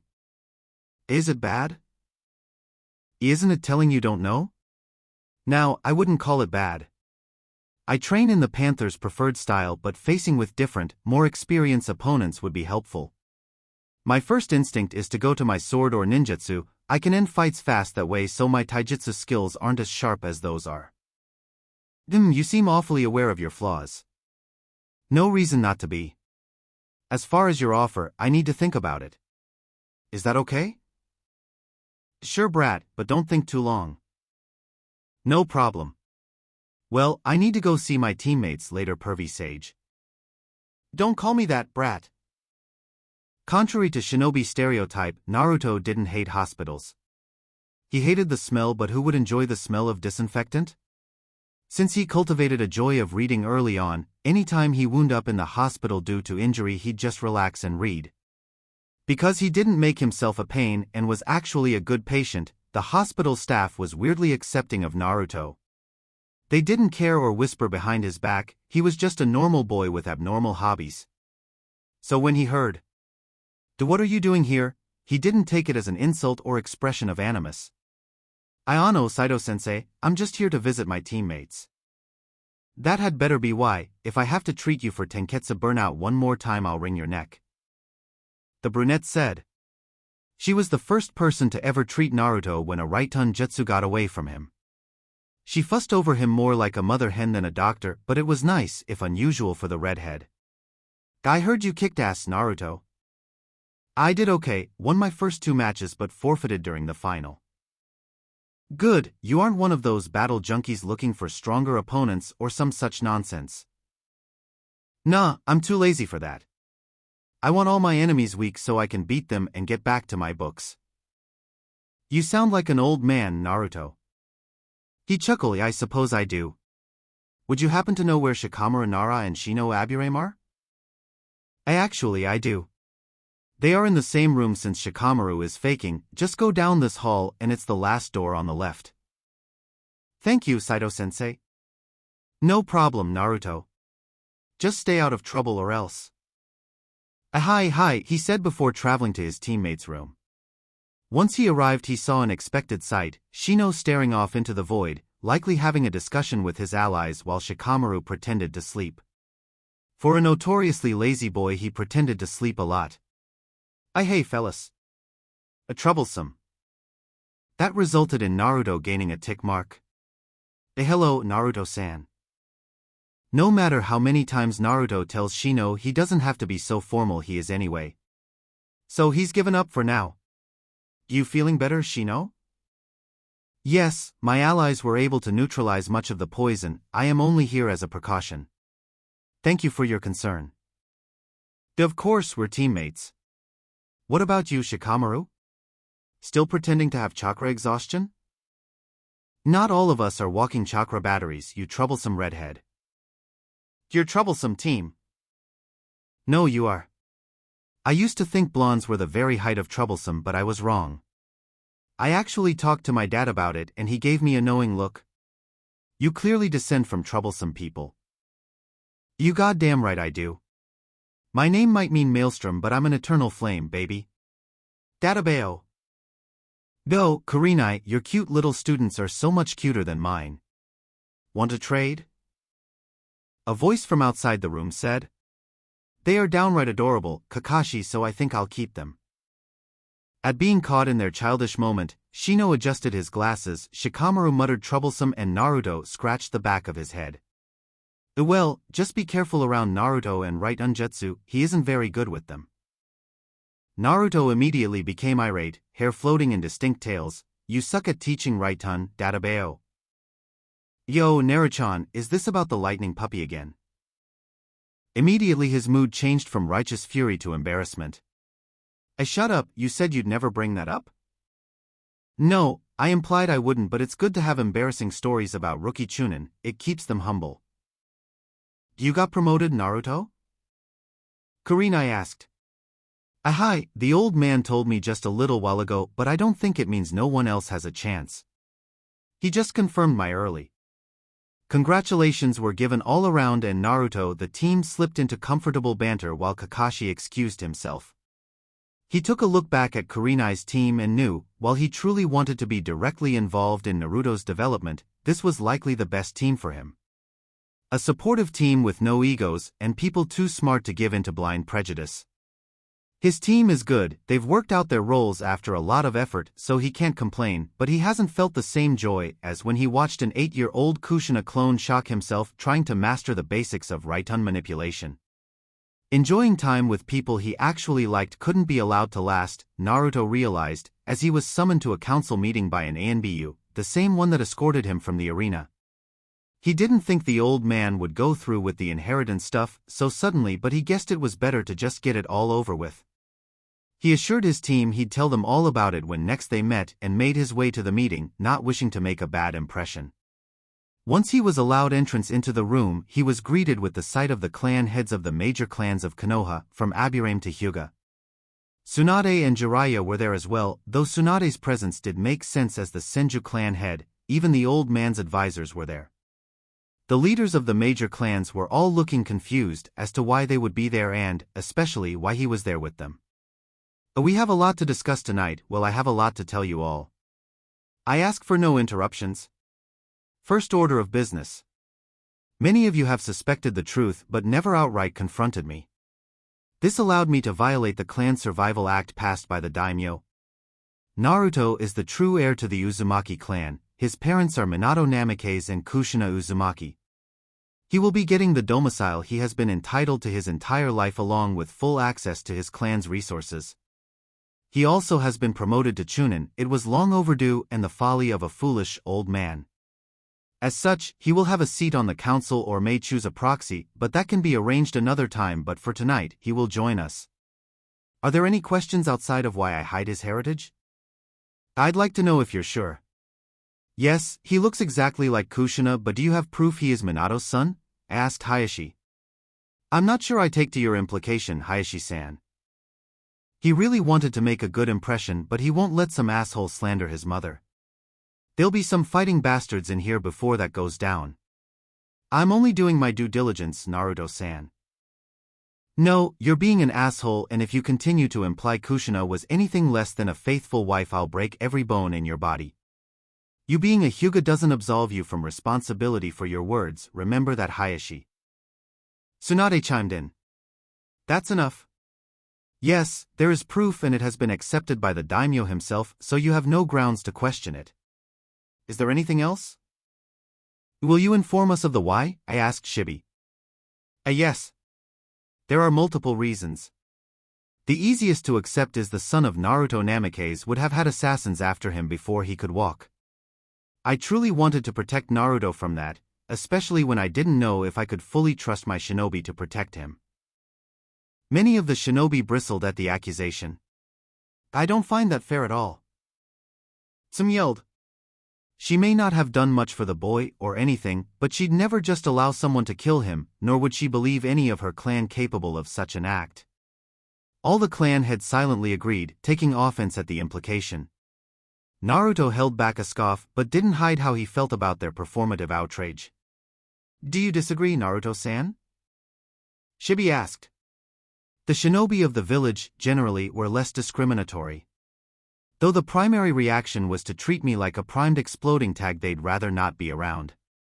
Some were more ignorant, some less, but the consensus seemed to be they'd rather I not be anywhere near them. Also, I just had a man imply my mother was a whore to my face as if it weren't offensive. That was my reality, so whether or not any of you would attempt to protect someone you'd prefer not be near you, I don't know, but acting like the old man just levied a grave insult is absurd.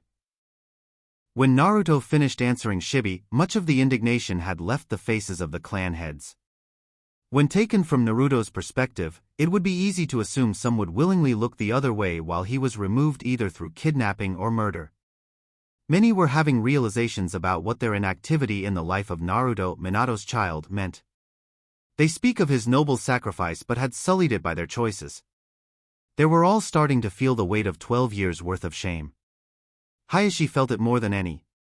He holds some resentment toward Naruto for injuring Neji to the extent he did and engaged in a moment of pettiness.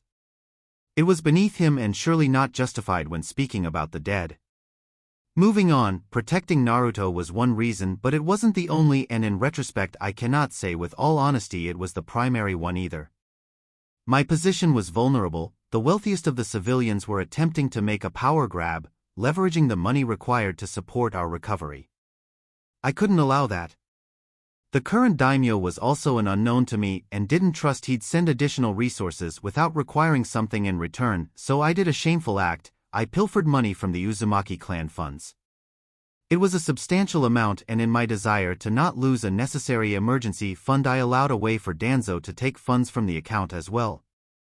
I've made restitution to Naruto for what I've taken and was in the process of repaying what Danzo stole. This is why I didn't promote him to Chunin. I didn't believe I could delay giving him his inheritance or the knowledge of his parents and clan any longer than that, as an automatic search for any due assets is started when our shinobi make Chunin. The inconsistencies in Naruto's file would have gotten back to the daimyo, and this would have been the result. However, the daimyo was alerted to my actions some time ago and had been conducting his own investigation into my and Danzo's actions. He brought it all to my attention a few days ago, where Danzo Shimura was executed for his crimes. I am deeply ashamed of my actions and how they've hurt Naruto. I am even further shamed by the consequences of my actions. As ordered by Daimyo-sama, I will be stepping down as Hokage as soon as I find a worthy replacement. That is expected. What was the other order given by the daimyo? Hiruzen said before gesturing to his Anbu, who left and returned promptly with a cloaked guest. Take off that ridiculous cloak, this is no time for your games. Hiruzen barked. Kukuku, so mean Sarutobi-sensei? The familiar laugh and timbre set most of the room on edge. Orochimaru the White Snake was here. Konoha's greatest traitor was here. The Ino Shikacho sprang into action, attempting their well-practiced containment formation. Hayashi and some assumed their taijutsu stances. Shibi wondered if he were surrounded by idiots, as the Hokage clearly summoned the notorious traitor. Tsunade and Jiraiya had been warned by Hiruzen he had some shocking news to deliver, so while greatly surprised they didn't blindly attack her. Naruto just wanted to leave. How should you feel about someone that stabs you in the gut but also gives you the means to speak to your dead mother? He hadn't the faintest idea, so hoped he could turn invisible through will alone. Hey, all of you sit down now. Hiruzen shouted, attempting to get control back before things got out of hand. All obeyed their Hokage, though reluctantly. Orochimaru, as ordered by the daimyo, was given a full pardon, as she was acting under the orders of Danzo at the time, and as I never punished him, it was unjust to hold a subordinate to a stricter standard. Odo, her shinobi village will become a protectorate of Konoha, operating semi-independently, but my successor will have to iron out the specifics. She is reinstated as an elite jounin and conferred all the rights and privileges befitting her rank, and is still acknowledged as a sannin. These orders are absolute and beyond contestation. You are all to inform your clansmen of these developments so none erroneously attack her. Sensei, you can't do this. She's a monster. It'd be letting the fox into the chicken coop, no offense Naruto. I can't allow this, I won't let her cause further harm here. Naruto said nothing, still pretending to be invisible. Kukuku, stupid Jiraiya. Always talking big. He should shut up before I run him through with my sword and spit roast a few of his toads for good measure. Try it, bitch. However did you suffer this idiot for an entire month, Naruto-kun? You must have lost brain cells by the minute. Now that I'm back, how would you like to be my student? Did she really just ask me that? No, she didn't. None of them can see me, I'm not even here. His denial no jutsu was strong. Never. Jiraiya roared, unleashing his full killing intent. Oh, why not? I've already helped him more than you ever have, isn't that right, Naruto-kun? Naruto just sank into his chair. This woman was crazy but no match for his invisibility jutsu. Oh, what do you mean by that? Naruto, what does she mean? Hiruzen asked, but when Naruto kept silent he got a tick mark. You aren't invisible, we can see you. That has never worked, not even when you were a child. Fine.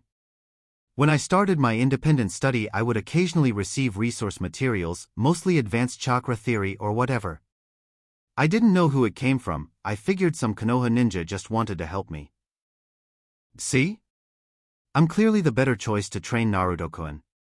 Not some toad summoning lummox. Besides, your skill sets don't even complement each other. Naruto is just a creator and kenjutsu user. That's elegance. That's finesse. And above all, it's intelligence. You're an oaf. A stupid oaf. That's enough, we aren't here to watch you insult a loyal shinobi. This meeting is over, my former students and Naruto stay. Everyone else please leave. Are you sure, Hiruzen? Asked Hamura. Yes, old friend, I will be fine. He watched his advisor nod and leave with his counterpart. His eyes immediately grew colder as he stared at the snake Sannin. My authority may be diminished greatly, but I will never allow you direct access to Naruto. I won't have you twist him into something dark and ugly, a creature more than a human. Kukuku, you haven't the ability to stop me, you useless relic. It's his choice, and any undue influence on his choice would be unwise and likely unhealthy. Are you threatening me, us? Surely you don't believe you could defeat all three of us? That assumes you'd all attack me. Tsunade has been awfully quiet. I want nothing to do with this idiocy nor the twisted dynamic that was our team. Come on, Naruto. Auntie Tsunade is going to drink her dinner until she can't feel feelings anymore, and you are too. I don't gurk. He couldn't finish as she pulled on the back of his shirt, rapidly exiting the council room. Sensei, we can't let her get near Naruto. Jiraiya said, his eyes pleading for his sensei to do anything to stop her. Why are you so convinced I mean him harm? I've only helped him thus far. You stabbed him in the gut. Just a little. I knew he'd survive and now he has something to remember me by. A little gift from Orochimaru-sensei? Shursho? Yes, Shursho. If you want Naruto in the best position to fend off the Akatsuki, you'll leave him in my care. I was actually a member, I have more intelligence on them than anyone else you have access to. If you prefer to hold on to old grudges and stroke your ego, make Naruto work with a lazy pervert that never attempted to aid his godson. And before you start on your excuses, I was a missing nin and I still knew of his interests and helped cultivate them. If anyone deserves to continue his development, it's me. Not the feeble old man nor the useless toad. Just food for thought. Kurenai, Asuma and panther cub named Majila were walking through the village. The two jounin were trusting the nascent tracking ability of the young summons. They'd gone to Naruto's apartment to ask him to meet with the other rookie teams to congratulate him on his promotion and to better establish some camaraderie between him and the other teams. Very few of them knew anything of Naruto except he graduated early, so were surprised by his performance in the exams. The jounin grew suspicious when Majila directed toward a shinobi bar. However, they went in anyway as the cub was quite confident she found her, Onii-chan. And to their shock, she had. Naruto, with half-lidded eyes, was sitting with Lady Tsunade and her longtime apprentice. Naruto! Kurenai called from the front of the bar and Naruto's head immediately shot up. He saw her and began a slow, clearly drunken approach. Ahai sensei, he said a bit loud. Ahai. What are you doing here? I got confirmed as the clan heir of the Uzumaki clan, and then Orochimaru got reinstated as a shinobi and she was all, be my student Naruto, no one gets you but me, and then there was going to be a fight but Tsunade Abakan was like peace out suckers and dragged me along so we could drink until we couldn't feel feelings anymore, but I clearly haven't drank enough because I don't like him. Naruto said, pointing to Asuma. He's too tall and he's probably got a bunch of short jokes just waiting. Because I'm short. Kure-sensei, am I going to be short forever? Naruto continued to talk rapidly with his eyes watering at the end, getting as big as saucers. No, Naruto, you won't be short forever. Aha, Databeo. Oh, why are you here with Majila? Oh, we came to find you, Onii-chan. But you're supposed to be guarding my apartment.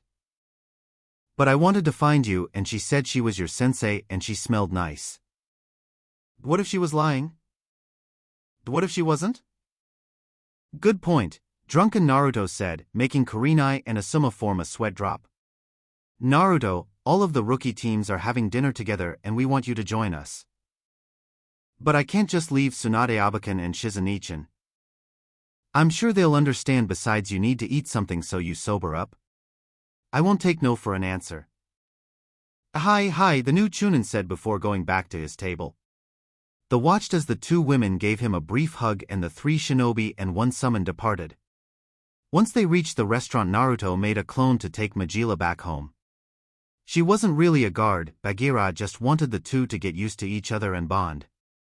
He saw a seat free by his team and immediately took it, catching the eyes of the rookies and the two able-bodied members of Guy's team. Sup? He said, leaning back. He didn't know why, but walking seemed to make him feel more intoxicated.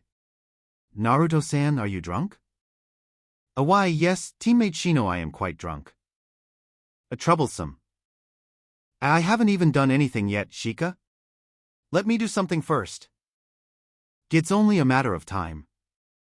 You can't name one troublesome thing I've ever done. You had 6 of your summons chase me for 3 hours. You need to improve on your cardio, I gave you motivation. Fear for one's safety is quite motivating, Shikamaru-san. Shino added, getting a thumbs up from Naruto. See, Shino gets it. I'm glad everything is just one big joke to you. A bun-haired girl cut in, glaring at Naruto. The outburst caught the attention of all at the table. I'm sorry, have we met? No.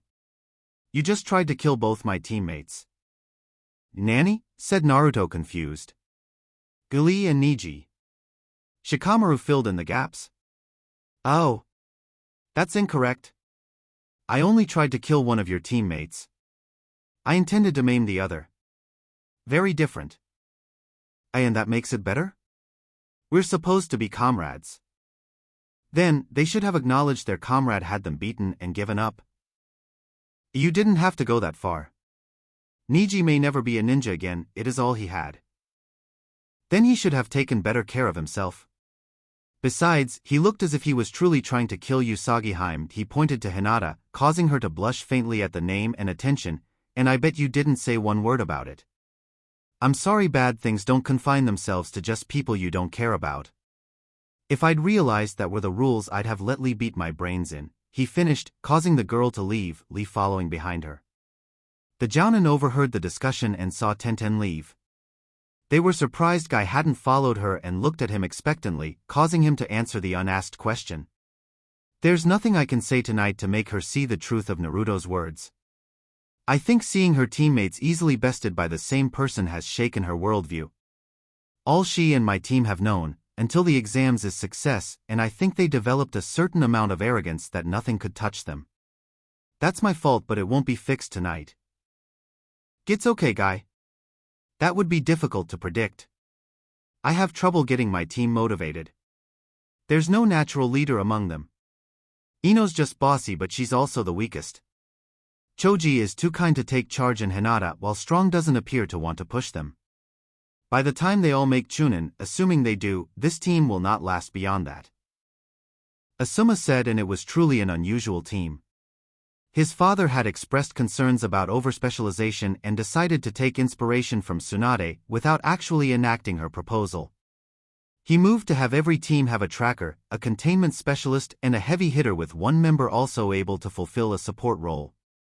Kakashi argued hard for Naruto to be his tracker, his summon's ideal for it, but Iruka and the Sandaime cited potential personality conflicts. Sasuke would do well with a rival around or at his level, but being on a team with someone far and away better than him may have made him even more withdrawn. And if Sasuke ever stole one of Naruto's personal jutsu, they wouldn't have a loyal Uchiha anymore. The Uchiha went through rigorous ethics training provided by the clan as they neared graduation age. It was one of the only reasons other ninja could accept sharing a village with someone capable of taking their hard work. They weren't known for stealing the jutsu of allies because they didn't. However, given Sasuke's drive to kill Itachi and the absence of the ethics training, he may try to steal from Naruto, justifying the need. And Naruto wouldn't care why he did it, he'd demand blood. As the Sandaime explained, Naruto had started to see more and more of the villagers as an outgroup, not his people. If he considered you a friend, he was warm and inviting, even sometimes silly and immature. If you weren't, he could be cold and impersonal. He wouldn't automatically trust his teammates, which means Sasuke might have grossly offended Naruto before a bond could have been formed. It was a disaster waiting to happen. Kakashi accepted this and accepted he'd be the best person to instill the ethical use of a sharingan to Sasuke. He couldn't have Hinata, the top kunoichi, for personality conflicts as well. Apparently Sasuke was too much like Hayashi.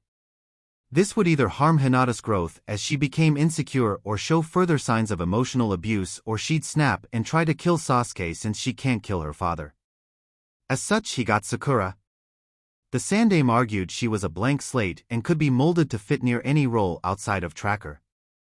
She did have a lot of potential if he ever found a way to channel it, but being on a team with the object of her affections impedes her growth. Kiba was a good teammate. He was brash, but constantly being beat by Sasuke curbed it a bit. That was actually the problem, he didn't push Sasuke. He accepted Sasuke was better than him and deferred to him as the team leader. It improved team dynamics, but not the underlying issues of his other team members. Sasuke doesn't have to bond with his team as they follow his lead with little pushback. Sakura still gets to think Sasuke is an unparalleled genius she can always rely on. It was a mess, and while the team would last longer than Asuma's, they didn't bring the best out of each other. The rest of the evening passed without further incident, with the rookies chatting away. They all departed and Naruto, finally sober, decided to head to his apartment. It had been a long day and he just wanted to unwind. That, however, was not to be, as he sensed a presence in his apartment. Activating the emergency seals, should someone penetrate his initial security, Naruto walked in to see an amused Orochimaru on his couch, petting Majila who was purring happily. "Hi, Oni-chan," the panther cub said. "This is a strong gravity seal. Is it reinforced by my chakra?" Kukuku impressive, he observed. Thanks. What are you doing here and how did you get in?" "She let me in," Orochimaru said, causing Naruto to sweat drop. He's really going to have to make her more suspicious of people. Sensing his silent recrimination, Majila spoke in her defense. "She smells like your scrolls, so I thought she was okay." He had to concede her point. It wouldn't make a lot of sense to keep training materials from an enemy, but still he'd have to withhold some snacks even if she pouted. He wouldn't break this time. "As for why I'm here, if you'd release me I'd be happy to tell you." Naruto deactivated the secondary seals while re-engaging his primary. If the old man let her back in the village at the daimyo's instruction, he reasoned she likely wasn't here to kill him. He took a chair from his desk and sat across from her, awaiting her explanation. "Why so far away?" "I don't bite." "But you do stab." "I do, but it was a lesson you needed to learn." And what lesson was that?" "Getting impaled hurts?" "Being overly noble will get you killed." "You didn't leave me much choice." "Sure I did. You could have attacked me as a team, and as they distracted me you fled," she said, and saw the disgust on Naruto's face. You'd never do that, yes?" "No, I wouldn't." "Then accept that path leads to pain. You'll never abandon your comrades? Put their safety above your own? Then acknowledge you'll sometimes suffer for it. Did my little love tap make you reconsider anything you did?" "No." Good. Wouldn't want you changing too much, but also can't have you blind to what your beliefs may lead to." Well, arigato, sensei-sama. I am most humbled by your wise words and wiser actions. I think I like that even more than Shursho. Yes, when you become my student I think I'll have you call me that." "I haven't said yes. I haven't made a decision." "Kukuku, whatever you decide, just don't exclude the middle," she said, and he quirked an eyebrow. She just smiled as if to say it'd make sense soon enough. "So, onto why I'm here. Did you manage to solve my little puzzle?" Yes. "How did you get the DNA of my mother and Mito Senju?" "I'm a world-class ninja, Naruto-kun. There isn't much I can't do." Right. "So, how did you manage it?" I broke the jutsu down to its most basic elements, yin and yang. It summons the yin energies of the dead, it needs a yang counterpart, the body, and the DNA acts as a beacon to attract the yin but also help merge the yin to a foreign yang. Orochimaru listened closely to his words, her genius mind cycling through explanations until her eyes widened a fraction. "A yang release?" "Yep. Pure yang release channeled into a shadow clone was how I was able to do." "So you can do yang release now? How far have you gotten with it?" "Just the shadow clone. I was under a tight deadline and learning to focus the balance of my chakra to yang took a majority of the month." What happened?" "Where are they?" "They both returned to the pure world." For Mito, she felt her time had passed, and outside of Tsunade, all of her family is with her there. My Kaa-chan was conflicted but ultimately felt it unnatural. Apparently the control seal can distract them from it as they have orders to follow, but when they retain their free will there's always this sense that a part of them is wrong and shouldn't be there. "The foreign yang?" Yeah. She didn't appear to have any moral qualms about it or concerns about balance or whatever, she just said she felt wrong. "Fascinating. What will you do now?" "I'm not sure. I know I want to develop yang release more, but as far as the Edo Tensei, he said with a shrug. Don't abandon it entirely. It'd be fitting, Minato perfected the Hiraishin and you can perfect the Edo Tensei." Why do I have to get the zombie jutsu?" "The luck of the draw." "Well, that's all I wanted to ask you, so I will take my leave for the night," she said, placing Majila on the couch. "Go, and Naruto? Don't stare at my ass on my way out." Causing the boy to sputter, much to her amusement. When she left, Naruto glared at the lone panther cub. Magila, we need to discuss you doing whatever is requested of you for a pretty face or pleasing scent. You think she's pretty? Not the point. So, for dereliction of duty, no snacks and no belly rubs for a week. Boniai-chan. 3 days had come and gone since the end of the Chunin exams and the official reinstatement of Orochimaru. The following day the Sandaime announced her return to the entire village, and it did not go well. The civilians were terrified, the boogie women had returned to dissect them and their children they wailed. The ninja were on edge as well. She was a well-known traitor, so to be allowed back and for it to come from the daimyo himself? The seasoned among them realized there was a game being played well beyond their level but would watch their step around the snake Sannin. There was one person that wasn't happy, wasn't accepting but also wasn't afraid. She was livid, enraged, angered to the point of distraction. She begged the Sandaime to reconsider, ranted and raved about how this woman was the embodiment of evil.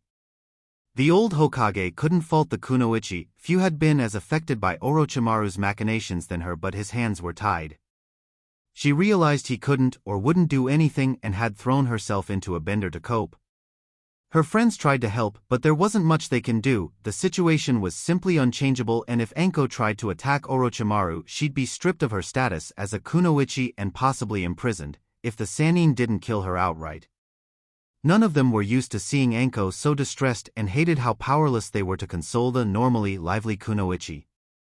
Kurenai's team was ordered to stay on light duty as 2 of her team members were still being considered for promotion, the Orochimaru fallout having delayed final decisions, and Naruto had clan business to attend to. This allowed her to stick by her friend, attempting to sober her up with her favorite treat, dango. Are you feeling better now? There is no better as long as she is alive. Maybe there is a long-term missions you can be sent on to get some space. I'm not running, Kurenai. Not from her. Never from her. Then what, Anko? You can't remain like this, you'll only be hurting yourself and those who care about you. I don't know. I feel helpless. How did she get the daimyo on her side? It makes no sense.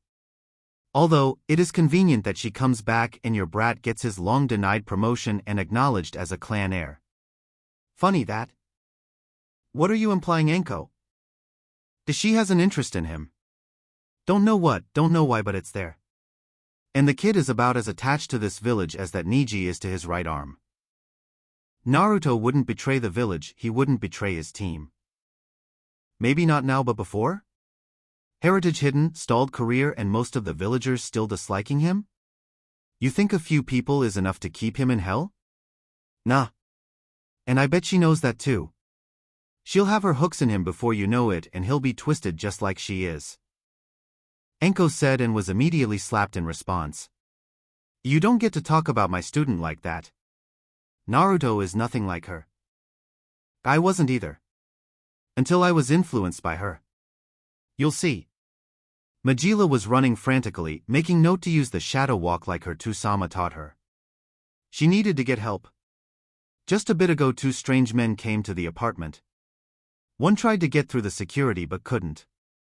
The presence of one of the men had the small cub shaking, it felt oppressive and overwhelming. They made mention of trying to find her Oniai-chan, so as soon as she sensed them gone, she left via a secret exit to go find help. She smelled 2 familiar scents, one was his sensei, but her presence didn't seem to match those men, so she opted to find the other lady that smelled like snake and gave really good tummy rubs. She ran non-stop until she found the woman at a cafe with some other person. As she approached, she jumped on the table, causing the boy to tense and prepare to attack. Kabuto, stop, the lady ordered. Now, little one, what seems to be the issue? 2 men were looking for Oniai-chan. One had more chakra than even Oniai-chan did. They were in these cape things with red clouds on them, and I think he might be in trouble. She got out, completely out of breath. Do you know where Naruto-kun is right now? The cub nodded. He uses a faraway training ground when he wants to be alone. I can show you. Good. Kabuto, we're leaving. Orochimaru said, picking up the cub and following her directions. Naruto was having a rather crappy day. It started out fine, no mission to worry about, so he went to train for a bit. While working through the grapples of the panther style with a shadow clone, he felt his awareness shift. Immediately he suspected genjutsu and dispelled it, to see two cloaked individuals approach him. He cursed himself for being caught off guard, but wouldn't just react blindly because of it. They removed their straw hats as the short one began to speak. We need you to come with us, Naruto-kun, he said, and once the hat was complete off he realized who they were, Itachi Uchiha and Kisame Hashigaki. He was boned. Bagheera might not even be much help against these guys, and he couldn't justify putting his summons at risk on the slight chance they'd make a difference. He needed to do two things: avoid looking Itachi in the eyes and come up with a plan to escape. He looks like the type to resist Itachi. Maybe I should cut off his legs, the large man said, going for his sword. Besides, I hear he fashions himself a swordsman. I can put him to the test. We need him alive, Kisame. Besides, he won't resist. Without saying a word or making a gesture, his existing shadow clone sent two kunai at Itachi, each infused with his supersonic chakra flow technique. Itachi tossed two kunai to meet Naruto's but was surprised when Naruto's cleaved, effortlessly, through his own, causing the Uchiha prodigy to have to dodge. The real Naruto had not been idle as he created two Fuin Bunshin. A weakness of this jutsu is due to the complicated chakra molding. He could only make two at a time, and it was limited by how many seals he could materialize through chakra. Naruto only had three as he'd been somewhat limited in his Fuin jutsu studies, though Mito and his mom had sought to correct that. The exploding array was one he'd demonstrated. The next was gravity seals, as they made for a good containment method. If all went according to plan, Kisame would discover his third one. The blue man closed the distance between Naruto and himself in the blink of an eye and hurriedly brought down Samahata to dispel the clones. However, right before it made contact with the first clone, it dispelled itself, leaving the array planted on the sword, and with the quickest flare of the original's chakra, Samahata was gone into Naruto's personal storage void. The other clone tried to take advantage of the opening but was dispelled with minimal effort as an enraged Kisame rushed at Naruto, slamming his fist into the redhead's jaw. Naruto's vision was swimming and he fell to his knees, only to receive a sharp kick to his ribs, a kick powerful enough to lift him off the ground. Kisame was so angered by the theft of his sword he didn't notice the brief glow on the ground. Naruto had suspected the kick was coming and used the moment to create space between him and the ground, so while in midair he performed a desperation shunshin, while also triggering the explosive array he planted while bowed by Kisame's blow. The large blue man was tossed back and suffered minor burns, but nothing that would impede him for long. Naruto came out of his shunshin and immediately retrieved two kunai. He knew they would most likely follow him via the same technique. The shunshin wasn't a viable combat technique because it was disorienting and just predictable enough to give your target a brief warning to go on the defensive. However, after prolonged study, Naruto became able to see the displacement the high-speed technique caused and estimate about where it would end. It's how he killed Zabuza after the demon of the mist through his legendary sword. The path of the shunshin was obvious and a few wind chakra-infused kunai ended his life. Naruto waited. He only planned to attempt this with Kisame. Itachi's sharingan would render the ambush useless. He'd see it coming even if he wasn't as proficient with the technique as Shisui Uchiha was. He threw the infused kunai and then performed the 6 hand signs required for one of his original jutsu. A katan jutsu shot in a straight line, it traveled very fast. Instead of ending the katan with the tiger sign, the sign that essentially ignites the chakra, Naruto finishes with snake, giving it Suiton-like properties. The excited chakra will saturate an object, and once said object can't handle any more of the excited chakra, it'll explode. Fire style, combustion streamed, he muttered, aiming for the two kunai, and they caused the expected explosion, it being superheated thanks to the presence of the wind chakra. Unfortunately, the concussion made him miscalculate. He managed to further hurt Kisame, but it wasn't enough to kill the Kiri missing Nin, at least not immediately, and he still had Itachi to deal with. The Kyuubi's chakra was healing the concussion and his cracked ribs, but it wouldn't be fast enough. Kisame was getting to his fit. He had, at the very least, second-degree burns on the right side of his face and body. The shrapnel from the kunai pierced him as well, so he had limited range of motion and responsiveness in his right arm. But he didn't care. He didn't care about the mission, about his leader, or any of it. He was going to kill that little annoyance and they could get the fox later. Kisame began his approach toward Naruto, fully prepared to end the little shit that injured him and stole his sword. Until he collapsed on the ground and could no longer feel his legs. He couldn't see what happened, but Itachi could and knew the blade that literally stabbed Kisame in the back and then immediately retracted. "Long time no see, Itachi-kun," she said, now standing over his downed partner along with another male, possibly around Itachi's age. "Don't interfere in this, Orochimaru. Don't make Leader-sama any more motivated to find and kill you." Itachi knew Orochimaru had returned to Konoha, the very thought sicked him, but he didn't expect her to come to the defense of the container. Itachi briefly wondered if she had plans to experiment on him and considered killing Naruto outright as a mercy and a way to protect Konoha. Orochimaru said nothing, surveying the area. She could tell Naruto was hurt, his breathing looked pained. She was going to have Kabuto heal Kisame after she dealt with Itachi. The shark man would die for this. "Leave, Itachi," she said. Her voice lacking the sadistic mirth it is normally infused with. "I can't do that, and Sannin or not, you're no match for me," Itachi said before vacating his current position as a high-powered heel came crashing down. As soon as Itachi had his feet planted, he felt them surrounded by some weird substance that made him unable to move. "This is where you die, Itachi," he heard from behind him. The Sannin, all of the Sannin were here. This was bad but not unsalvageable. He activated his mangyeko sharingan, planning to burn whatever this was and flee. Before he could, he felt something pierce his back. Whatever it was just missed his heart, but the pain was unbearable. Each of the Sannin saw the projectile make a beeline for Itachi but weren't sure they believed what they saw. Until Naruto pulled it back and caught one of the 7 legendary swords of Kiri, the new Abari. Tsunade made her way to Naruto to check on him as she noticed the same things Orochimaru had. Kabuto went to Itachi to make sure he'd survive transport to a secure facility, and Jiraiya created 2 prison transport scrolls. Once Kabuto saw to Itachi and confirmed he was stable, Jiraiya put him in the scroll. He was going over to Kisame but was too late. Orochimaru had beheaded the man as he lay helpless on the ground. "What are you doing? We could have interrogated him for intel," Jiraiya shouted. She met eyes with Jiraiya, and the Toad Sage saw blind fury and madness in those slitted pupils, and the surrounding area was heavy with her killing intent. "Say one more thing to me, and I'll flay you, then dump you in a vat of salt water," she hissed. Jiraiya wanted to press the issue further, almost exclusively out of habit, but Tsunade reminded them they had to turn over Itachi and get Naruto to a hospital. The fractured jaw and broken ribs were easy enough to handle, but he had a severe concussion, so certain protocols needed to be adhered to while he was in the village. As if a switch had been flipped, Orochimaru ceased the killing intent and summoned a snake to dispose of Kisame as if he were trash. Once Tsunade situated Naruto on her back, the Sannin and Kabuto headed back to the village at a sedate pace, Tsunade refusing to travel any faster than necessary given Naruto's condition. Sarutobi Hiruzen sat at his desk, taking pulls from his pipe. He was distressed by the information he was given. Both Jiraiya and Orochimaru had finally given him everything they'd known about the Akatsuki, and all the information provided lead to one conclusion. He wasn't the conclusion he wanted.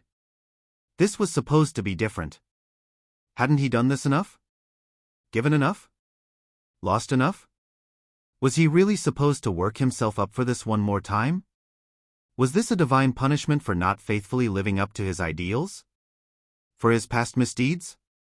He was supposed to give the new generation something better? Maybe he still could.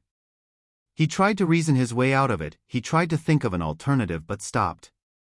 That is what had gotten him into this mess, always looking for the soft option when sometimes problems required more.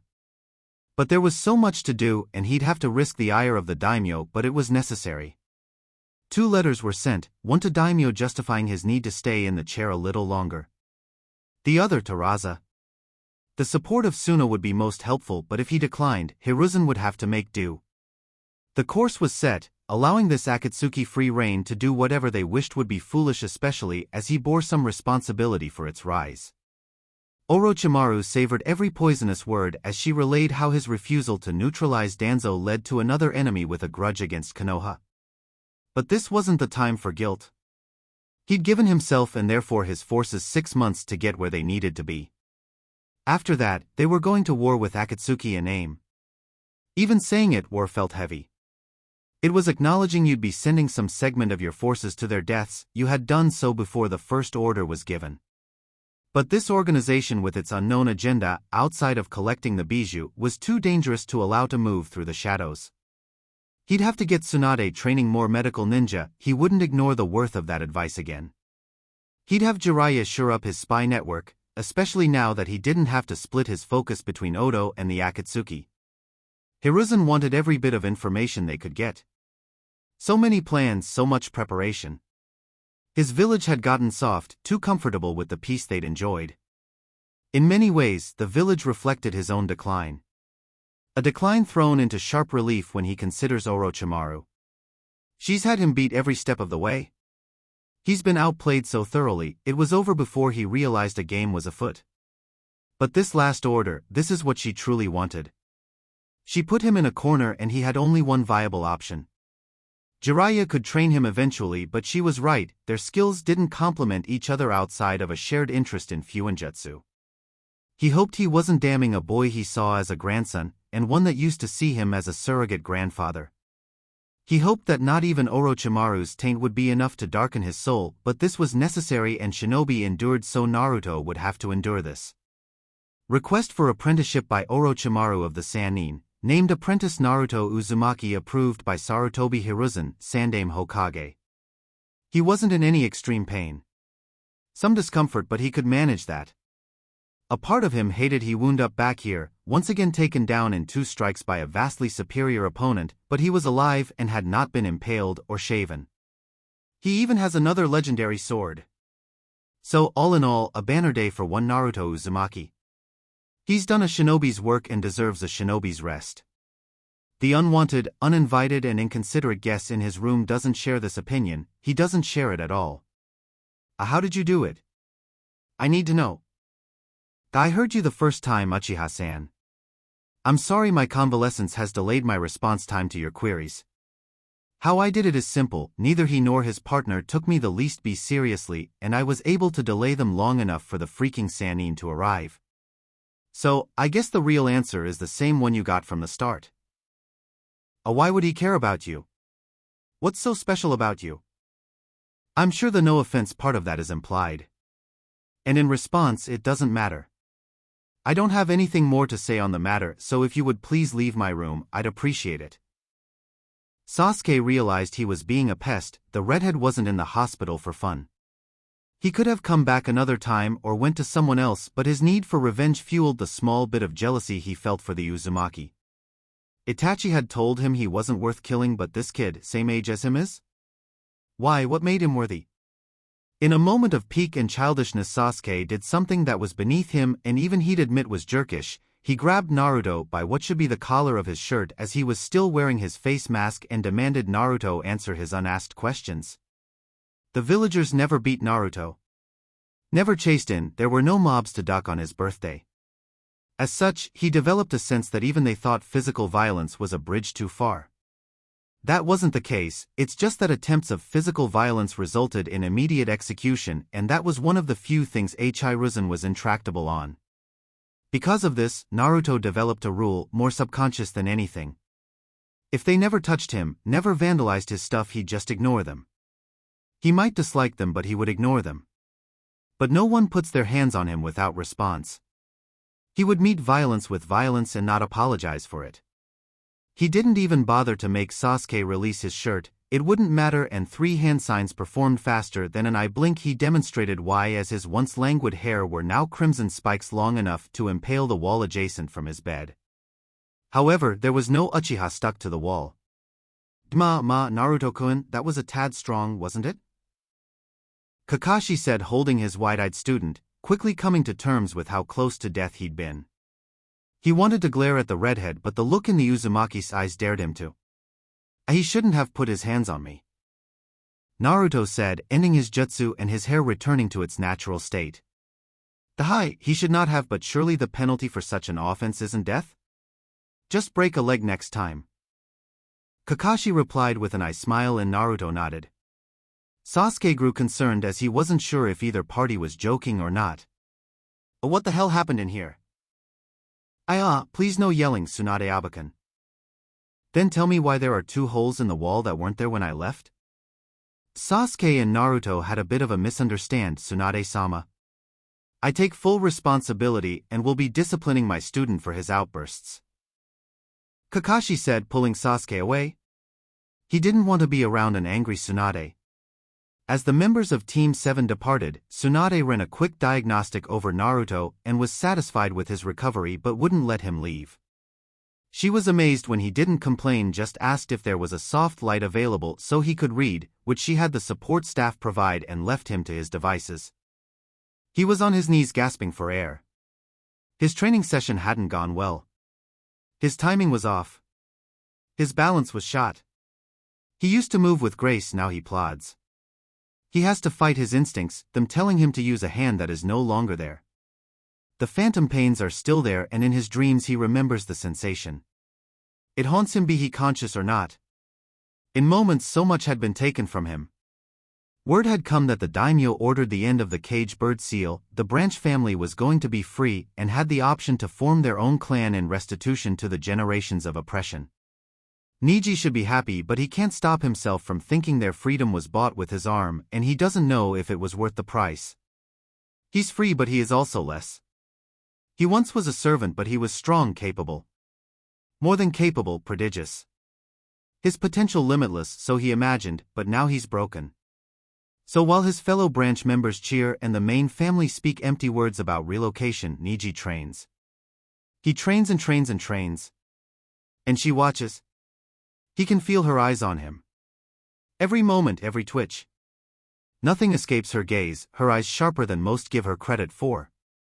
He hates her eyes that presume to watch him in such close detail. Picking apart his every flaw, laying him completely bare to her judgment. How dare someone weak possess such eyes? Eyes that look through him when he informed her of her fate? Eyes that deem him lesser? Eyes of the entitled, of the blessed, the chosen that can't bear the burden of luxury? Minimal expectation and she falters, always seeking to break from tradition when tradition keeps the Hyuga strong. She's a failure. And he hates her. He'd have his father if not for her. His father would be free if not for her. She takes and takes and takes from him. Her lack of talent as great as his genius, the two in inverse. Both cannot rise, what harms one benefits the other. She was strengthened by his injury. Was the Uzumaki her agent? Sent to avenge her loss because she was too weak to do it herself? It must be, why else would he be so brutal to a complete stranger? She set this in motion. She watches him now to see her master work, to see the fruits of her labor, his struggle. That bitch. Stop watching me. His breathing has become even more ragged. He can't take it anymore. Even injured you are still quiet, the genius, and I-san, she said evenly. What does that mean? Are you mocking me? Why would I mock you? We are family. The end of the seal does not make us family. You and I can never be family. So enjoy your momentary victory because it won't last. I take no pleasure in your disability. Watching you struggle holds no entertainment for me. I'm not what you say I am. You are, it was decided by fate. Then fate was always going to take your arm, and if I found it amusing, that too would be fate. You should have no feelings on the matter, correct? It is all predestined. Neji does not speak, he cannot craft a retort, and Hinata takes that as her cue to leave. She did not lie. Seeing Neji hurt held no pleasure for her. What pleasure could you take of watching someone live on in injury when you sincerely wished them dead? Her plans were coming together much faster than she'd ever anticipated. She knew with the information she had the Akatsuki, the old fool, would feel the need to be proactive. He hadn't lost all of his instincts, but she assumed he'd be too soft to lead the charge, that he'd delay for a year or two and let his replacement handle it. But this is almost better. He'd have to sit in that chair and live with the disgrace, as many of his top jounin wonder if he's going to war to cling to power, the man of peace himself being considered a warmonger?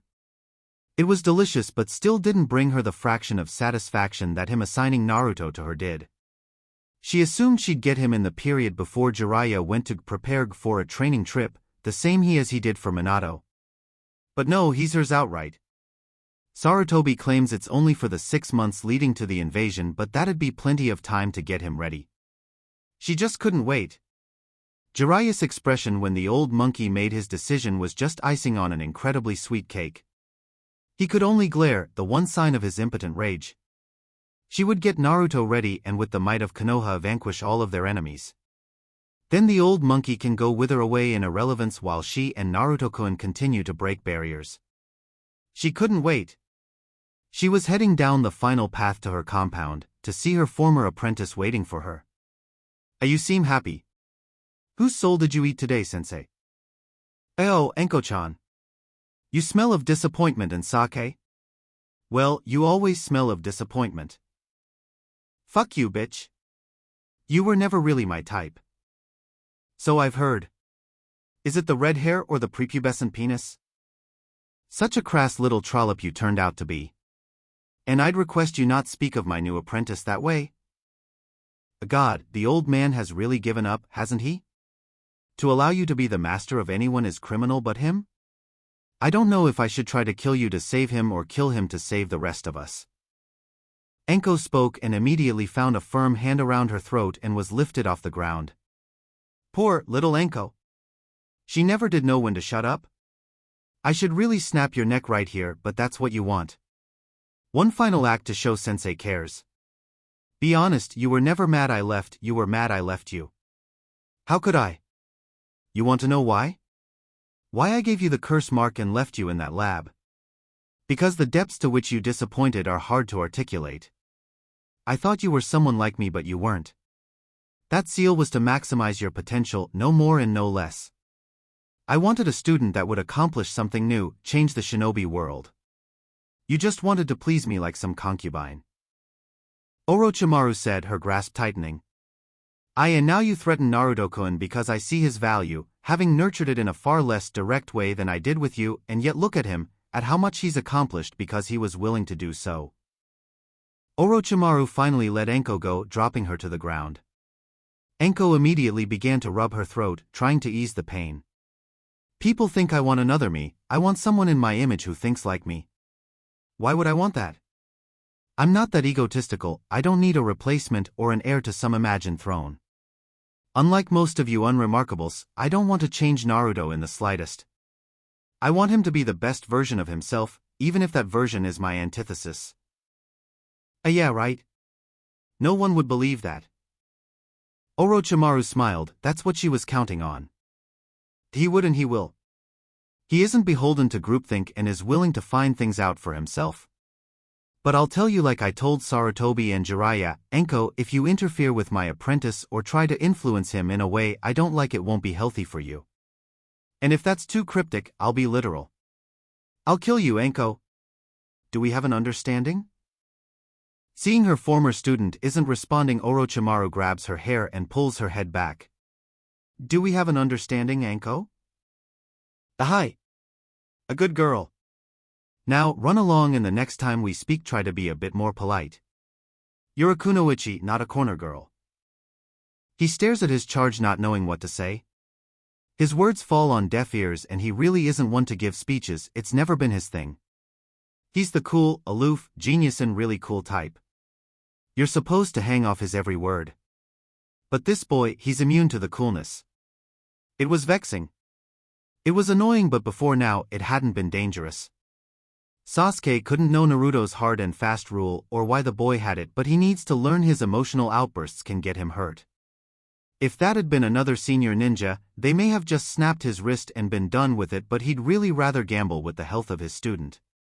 So now the boy is tied up with ninja wire looking at Kakashi with all the hate his little body can muster, but at least he has enough sense not to activate his sharingan or Kakashi might have had to pop him one. I know you hate Itachi. I know why. No one can fault you for wanting him dead, for it to be a driving motivator in your life. But these childish temper tantrums? That needs to end, Sasuke. You almost got skewered today because you violated the personal space of the wrong shinobi, and had I not been there your revenge would be moot. How was I to know he'd react like that? If we're trained killers, he was just ambushed by 2S rank ninja. If you knew nothing else, you should assume he'd be a little worked up having survived what should have been certain death or defeat. Also, he had a concussion, so your shaking and yelling wasn't helping matters. That's just baseline observations even a genin should have been able to make. The boy hung his head in shame. Finally, something got through to him. I just needed to know why Itachi thought he was worth it, what made him so special. If you knew, then what? What would knowing solve? Shouldn't you just be relieved he is in custody and no one else died to make it happen? I heard he managed to stab him in the back. No genin nor chunin should be able to do that. Why? He's not invulnerable and he's not a god. And as Naruto mentioned, he was with the Sannin. All of them. Do you think none of them would be able to make Itachi leave a small opening in his defense? He likely wasn't concerned about Naruto at that point, and that was his mistake. That's the thing about this profession, Sasuke. It only takes one time to fall into the right trap or fall for the right trick, and powerful or not, you die. Is he well enough to talk? Yes, but don't push it. He was lucky Naruto was concussed, or the Nuabare would have pierced his heart and killed him instantly. I don't exactly feel lucky, Tsunade-sama. Itachi quipped, small smile on his face. Shut it, brat. You missed your last checkup? Being a missing nin doesn't allow for one to keep a consistent schedule, especially with the Akatsuki starting their initial play. What can you tell me about that, Itachi-kun? The Sandaime spoke. The leader Sama wanted to test the youngest Jinchuriki, assess their threat level since we wouldn't be going after them for a few years. Why the delay? The Mizukage died, Sandaime-sama. The Sanbai won't reform for at least 3 years. How long do you think it'd take them to replace you and Kisame? I'm not sure. S-rank nuke nin aren't common and they really need to be of that caliber. Maybe a year or year and a half? Itachi postulated. Good.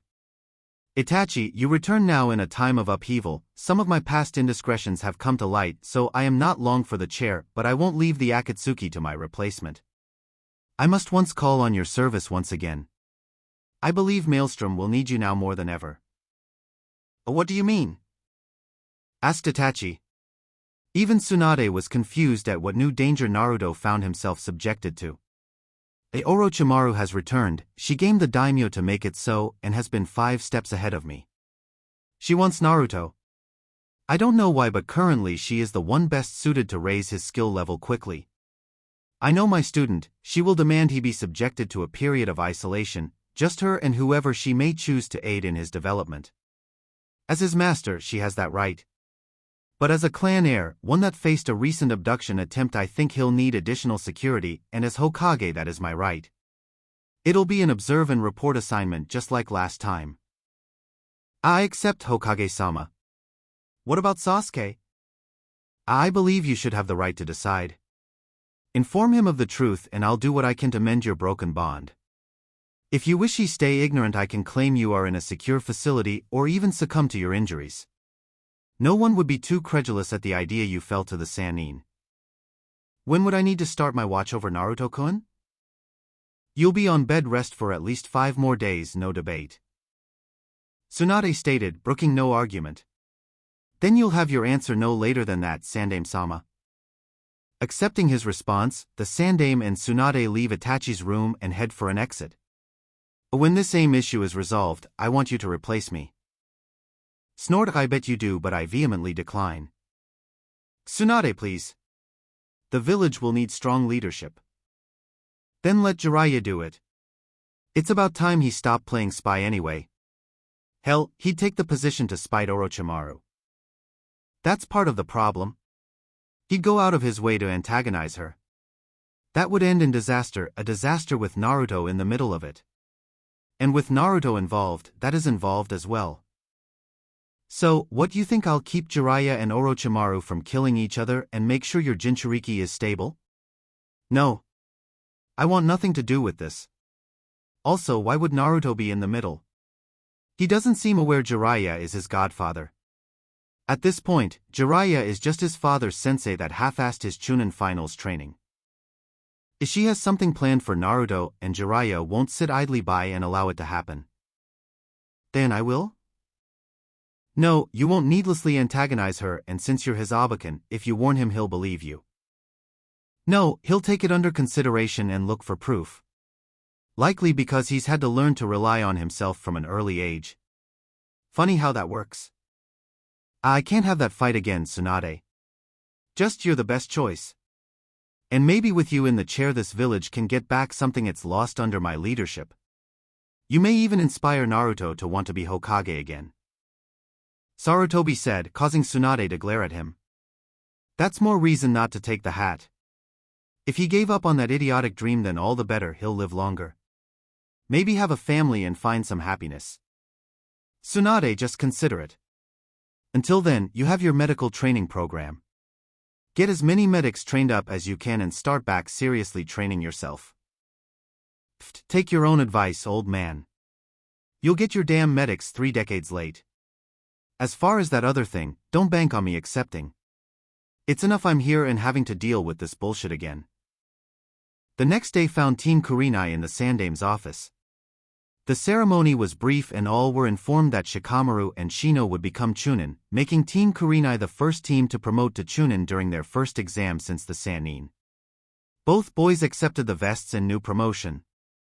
Both Kurenai and Naruto were happy that the entire team was allowed to succeed together. Hiruzen gave them their moment of merriment before he continued. While this is good news, this also signifies a change. While you are allowed to stay together as a team, and I'd suggest you do, Naruto will officially be entering into an apprenticeship. Hiruzen said and saw the surprise on all of their faces. I'm sure Naruto informed you of who attacked him, yes? Seeing them all nod, he continues, we have received a great deal of information about this organization and where they are located. This is an A-class secret, I'm only telling you because of your connection to Naruto. In 6 months' time we will be invading AIM with the intention of ending the Akatsuki threat. That is why Naruto will be entering into an apprenticeship. Hokage-sama, if he is a target, shouldn't he be left out of the invasion? Kurenai asked, clearly worried about her student. If Naruto were some low-level Chunin, yes? But he isn't and his combat prowess will be needed. As he is now I'd allow him to go, but after our ramp-up I'm more than confident he'll be prepared. I've already spoken with your fathers and they have agreed to increase your training as well. You will still take missions but they'll be primarily combat-oriented so you have field experience to go with your new skills. This won't be easy nor will it be pleasant, but striking the Akatsuki down while we have the element of surprise is the best choice available. Seeing the boys nod in understanding, he continued. Naruto, your training with Orochimaru begins in a week. She's requested you not take missions and solely focus on her training during that time. She'll collect you from your apartment on the day you start. You will have your nights free so don't lose connection with your team. If you have no questions you are all dismissed. The team departed, the newly promoted Chunin heading off to their training grounds, but Kurenai had somewhere else to go. She could no longer ignore Anko's words as paranoia. She knew Naruto and the Sandame had a strained relationship, but she assumed if Orochimaru did intend him harm, the Hokage could protect him. But he assigned her student to the Viper herself. Even as a Jounin, there are things she is not aware of and things the Hokage clearly had no intention of telling her. That only made her concern grow more. It didn't help she'd briefly ran into the Sannin while visiting Naruto. Kurenai was a Jounin, a new Jounin, but one all the same, and even she was slightly cowed by the passive presence of Orochimaru. The woman excluded supreme confidence, as if she always had things in hand and you were always just a toy for her to play with. It was unnerving and Naruto was going to be subjected to that for at least 6 months. If she could barely stand to be near an alleged ally, how would she be able to protect Naruto from the people targeting him? As she currently was, she couldn't. She needed to better herself, just as her students would be doing. She needed to expand her skill set, shore up any weaknesses and get creative with what she was good at. She had a lot of work to do but knew there was a generalist, someone who was quite good at everything without being outwardly fantastic at any one thing in particular. She arrived at her destination promptly, knocking on the door more frantically than she intended. Soon, the door was opened and she was greeted by the resident. Desuma, I need your help. He walks with a confident stride and stern visage. It doesn't not reflect his true feelings, but as a Hyuga it is what is expected of him. Expectations, perceptions matter. He wishes his eldest daughter would understand that. He wishes a lot about her, mostly that she didn't hate him and her clan. He can see it, anyone who would bother to pay attention to Hinata could, but most do not take the time. He does. He knows this is his fault, the coldness and lack of affection he subjected her to soon after her mother passed, and she was almost kidnapped. It didn't break her, but she grew quiet and distant.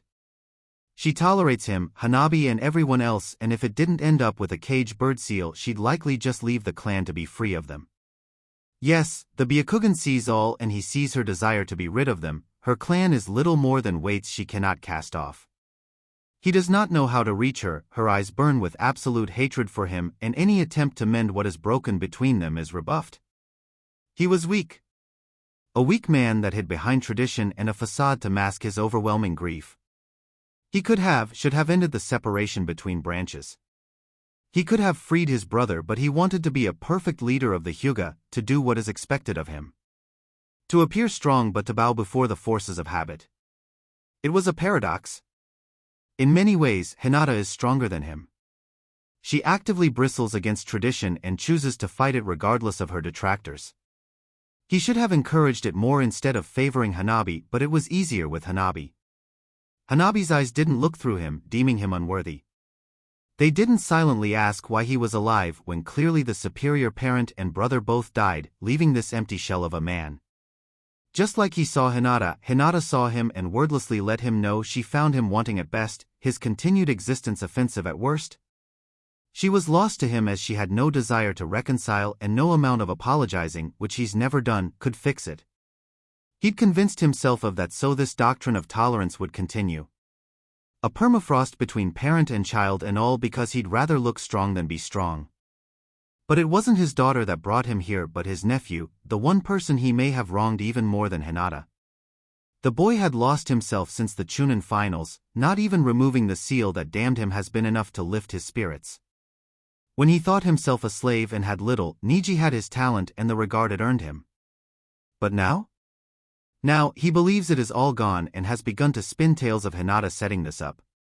She doesn't deny it, only throwing his belief of fate in his face. He can answer back, but it only increases his rage and depression.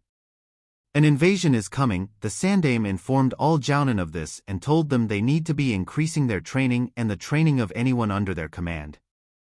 Hayashi believed if Niji could participate in this invasion, if he could distinguish himself, he'd earn back what he'd lost. But he'd need to fix his arm to do so. He could go to Suna, but previous experience has shown their prosthetics and the gentle fist don't mix. Instead he opted to come here, to make a deal with the devil herself.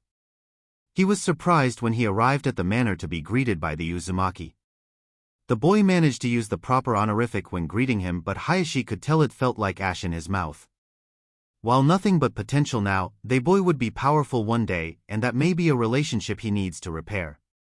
Just another example of when being a joyless hardass has done more harm than good. The Uzumaki escorted Hayashi to an office and excused himself. Orochimaru arrived moments later, looking incredibly pleased with herself. "What can I do for you today, Hayashi?" "My nephew, he needs a replacement for his missing arm, and I'm hoping you can help." "Kukuku, I'm sure I can help Nijiko-kun with his little problem." And what will it cost me?" "Money is no object."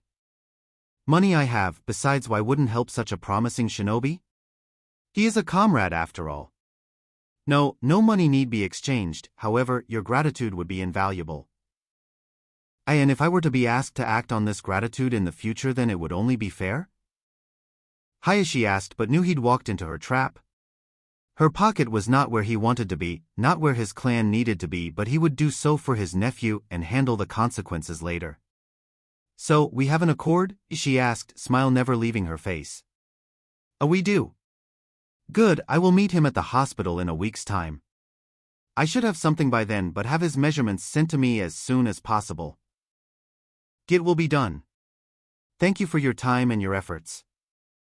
"Of course, I love to help." Naruto stood on the private training grounds panting. He was surrounded by upturned earth, some of it scorched, others with deep grooves carved into it and more still soaking wet. He'd just completed his assessment, demonstrating his skills in nin, gen, and taijutsu, and he'd shown most of what he could do. She shrugged it all off as if it were laughably easy. It isn't that he thinks he's on the level of a sannin, but still would like to make his opponent put forth a little effort and not just smile at him as if he were a baby taking his first steps. But as it were, he was tapped out. He'd essentially shown her everything, though there were a few surprises tucked away. Naruto could feel exhaustion oncoming. He probably should already have passed out, but bullheaded determination had managed to stave it off. He couldn't tell how she felt about his demonstration, keeping the same neutral expression the entire time, and at this point he couldn't care, he needed a nap. Naruto hit the ground with a thud, causing Orochimaru to laugh. She was quite happy with his display but annoyed as well. Had he been given proper directly when he graduated and allowed to promote when he earned it, he'd likely be further ahead and with more experience.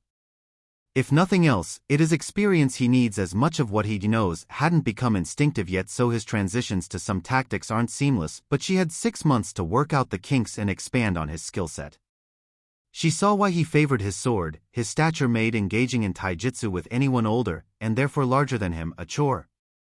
His skills were certainly befitting his rank, and she could tell he dedicated the time to keeping them polished, but he wouldn't see a true leap until his body started to mature.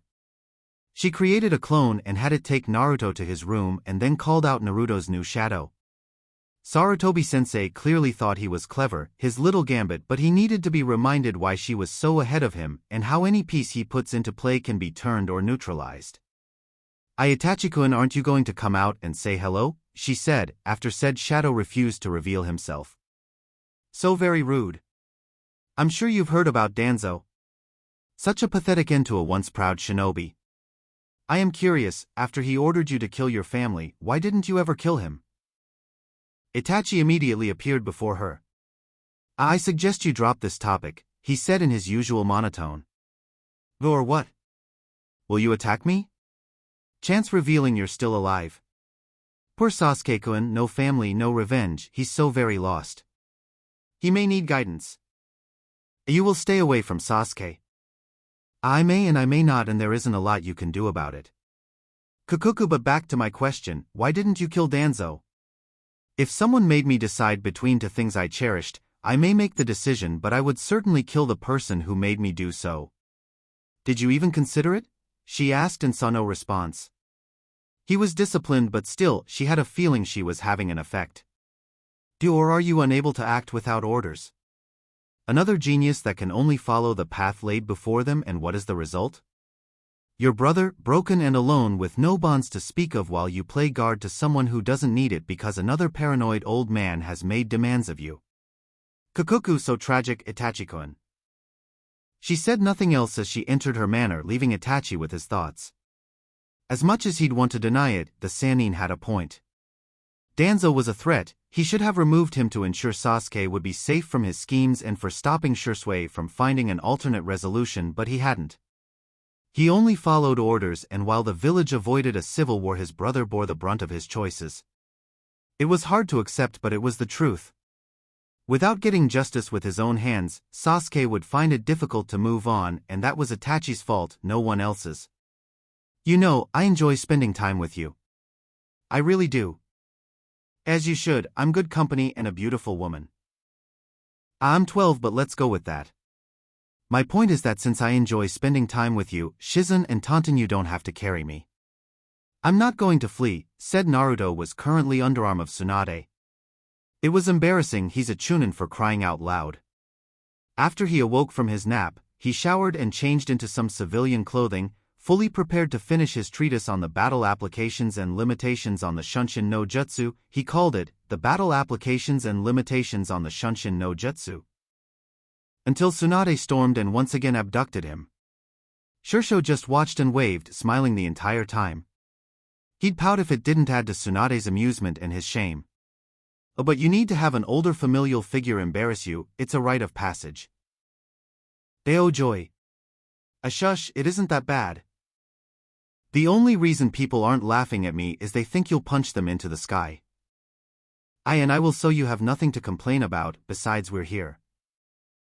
Here was a small bar, apparently he was going to drink his dinner once more. The two settled in, joined by Shizen shortly after their arrival and chatted away between drinks. Naruto could tell something was bothering Tsunade but didn't want to bring down the mood. After a few bottles, she got a faraway look in her eyes and asked Naruto something he had not been expecting. "Brat, why don't you want to be Hokage anymore? Isn't it against your nindo to give up?" Naruto paused for a moment, truly surprised by the question. Like so many things in his life, when he'd let go of his dream he just busied himself with training and his work, but he can still clearly remember the day he stopped believing it were possible. "I didn't stop wanting it, I just no longer believed it to be an achievable dream." "Why?" asked Shizen. He looked sad, so it was something he didn't enjoy talking about it, but it's better to get these things off your chest. "When you guys treated me, after I returned and gave my debrief, the old man, of course, denied me my promotion. But he had this look in his eyes, pleading with me to understand him, to sympathize with him. He held all the power, but he acted as if he were the victim of these large forces outside of his control. I hated him in that moment, sincerely I hated him in his entirety. Before that meeting, I still had some trust and held a sliver of affection for the old man, if for no other reason than old time's sake. But he killed it. All the times he told me I'd earn acknowledgement if I just worked hard enough and showed the village my worth. He had no intention of allowing me to do that, and if he would hold me back, what hope did I have of convincing the rest of these small-minded assholes? But that Chunin that was with you after Ishval, he came around," Shizen pointed out. "True, but Nachon, there are thousands of shinobi in Konoha. How could I ever possibly work with enough of them to change the opinion of me en masse? The numbers simply didn't work out, and besides some catastrophic event or a war, which I'd never wish for, I didn't see another path with the Hokage actively working against me. So, I dedicated myself to improving my skills as a shinobi inside and outside of combat. I had no name, you know? For what I knew, I didn't come from a clan, so it's not like I had some prized lineage." Naruto stopped to chuckle at that. All I had was the willingness to outwork everyone, but when you're shown hard work doesn't matter what's left? Become some fiend like Danzo? Always plotting and scheming in the dark? That's not me. Instead I decided I'd be the strongest ninja in the village. One no one could ignore. Even if I never was named Hokage, I'd make the sitting Hokage look like an also-ran in comparison. Tsunade laughed. It sounded like something Kushina would say, and it was good to have a reminder that while often serious, his spirit hadn't been broken. "Why did you ask?" "Sensei told me you used to want to be Hokage, I was just curious. You know, I've lost a lot of people to that dream. So many I came to despise the position." "Irrational?" "Probably, but I just did. A selfish part of me was relieved when he said you'd given up. I wouldn't have to lose you as well, but if being Hokage is what you truly want, you shouldn't let Sensei be the reason you no longer believe it possible. He won't be Hokage forever, and of all the people he's considered, none would intentionally hold you back." "I guess. I just haven't thought about it in a while." "Think about it or don't. Ultimately, it's up to you, but don't let that old bastard be the reason you don't try. Don't give him that power." "I'll consider it." The mood lightened after that, and the trio continued to enjoy the night. Unbeknownst to them, Jiraiya had returned to the village. When Sarutobi-sense informed him Naruto would be apprenticed under Orochimaru, he was furious at Hiruzen giving Naruto to Orochimaru for any period of time. He left to collect himself but returned, hoping he could convince his sensei this was a terrible idea. Hiruzen tried to get Jiraiya to accept this, as it was the best option for the time being. No argument could appease the Sannin, as he feared what her influence would do to his godson. Jiraiya stormed out of Hiruzen's office in desperate need of a drink. He just so happened to pick the same establishment our trio were occupying. He immediately approached them, happy at the chance to spend time with Tsunade and Naruto, and it was in that order. Hey, what are you three doing here?" he asked. "We were enjoying ourselves, what are you doing here?" "I just left Sensei's and decided I could use a nightcap." "Naruto, I need to warn you dash. Don't bother. The Sandame already has, everyone treats her like she's going to eat their children. Maybe she's earned that, maybe not, but she's been good to me minus the stabbing." He said the last part quietly. You don't know her like I do, we were on a team together for years. You need to listen to me, Naruto. I only have your best interests in mind. That's cool or whatever, but I'll be fine. I prefer to judge people for myself, and if something feels wrong I'll handle it. You can't handle it. This isn't some second-rate Kiri swordsman, Naruto. Orochimaru has been at this longer than you've been alive. She could have plans within plots and you'd never know until it was too late. She's twisted, she always has been. Just come on the road with me. I trained your father, I certainly can train you. He ignored Tsunade's scoff and waited for Naruto's reply. I don't fight like my father, from what little I know, I'm nothing like him. I just don't think you're the best sensei for me. It really isn't anything personal. Not personal? You'd rather be taught by that sick monster than your own godfather, and it's not personal? You're my godfather? Naruto said in genuine surprise and was wondering why his mom hadn't said anything. Yes, and I'm sorry I hadn't been there for you. I won't make excuses, but give me a chance to make this right. We can go on the road and I can show you more than the snake ever could. Jiraiya said, his old feelings of jealousy flaring up. The old man isn't pulling me off my team, I can't continue to take missions with them if I left, and he said it's important I do that. We can take missions, Naruto. But I wouldn't be with my team. I need to stay in sync with my team, so I have to stay here. Also, the old man already decided and I agreed to it. I don't go back on my word. This time you do. You have no idea the amount of danger you are in, and I can't fathom why Sarutobi-sensei is allowing this. Granted, he was always too soft on his favorite student, literally letting her get away with murder, but this is too far. Just pack your things, we'll leave in the morning. He already said he isn't leaving, Jiraiya. And that's stupid. I'm not going to let him be used by her. You two seem to forget what she's really like, a heartless traitor that cares for no one because she can't. She's a high-functioning sociopath and the evilest bitch to ever grace the elemental nations. Tsunade didn't know why Jiraiya's words were having an effect on her. She's listened to this insipid rant enough to just ignore it, but this time she can't. He needs to be made aware of some things and maybe he'll finally shut up. Naruto, you mind if I tell you a story? It isn't long. We don't have time for this, Tsunade.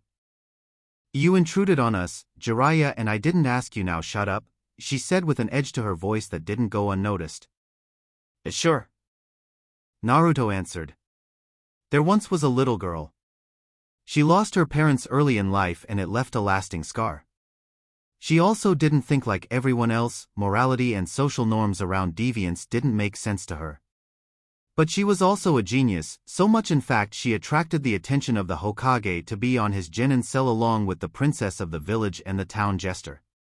Now, the Hokage was considered a great and powerful man who was also incredibly wise. He came to believe in his own wisdom as well, so when he started favoring the genius with more of his attention than the other teammates he was able to justify it to himself, but it was simply that her skills and interests most mirrored his own. The village princess recognized how unfair this was but, at that time, still had family that could supplement her training. The town jester, however, became angry and resentful. He didn't want to be known as a fool any longer and hated being in the shadow of the genius and the princess. However, as is often the case, when little boys become angry at powerful men, the boys lash out at weaker targets instead of challenging the powerful man. The jester started to mock the looks of the genius. Anytime he felt insecure he'd levy an insult. What the jester hadn't known was not only was the genius sensitive about her looks, but she had a bit of a crush on the jester and wanted him to do well. But after his continued insults she grew to despise the jester and mocked him in kind. The jester would always see himself as the true injured party and the genius's later actions would only solidify that in his mind. Jiraiya's face was frozen in shock at Tsunade's stories, a part of him wishing it wasn't remotely true. But there is more to this tale. The team was poison. The genius hated the jester hated the genius, and both craved the acknowledgement of the wise and powerful old man. The team would manage to stay together, fight many battles and even a war. They were young then, barely in their 20s, when they received the titles that would cement them as the most legendary team of ninja to ever exist. The wise and powerful old man was proud of his students and their growth, each having prodigious skills in various shinobi arts, but he took notice of the genius most of all. She had matured into an exotic beauty, and with how much she respected and admired the wise and power old man, he found himself desiring her in the way a power man often desires a woman. They began an affair, one where the wise and powerful old man would pull her toward him and push her away. Eventually, the wise and powerful old man decided he needed to end the affair. The fact he was informed she was with his child can be chalked up to mere coincidence for the gullible among us. The man, fearing what people would say, requested the genius rid herself of the child, pleaded really as he didn't want to lose his real family. Hurt, though she'd never show it, the genius went to the princess to do just that. 3 months later she was now under the charge of a sick, twisted and bitter cripple. It wouldn't be long before the princess left, having lost the last of her clan. Without her support and with the hatred she felt for the wise and powerful old man that threw her away, the genius indulged fully in her alternative thinking. She no longer felt the need to hold back. Nothing was wrong, everything was permitted, and the sick, twisted and bitter cripple loved and encouraged her fall into madness. The end.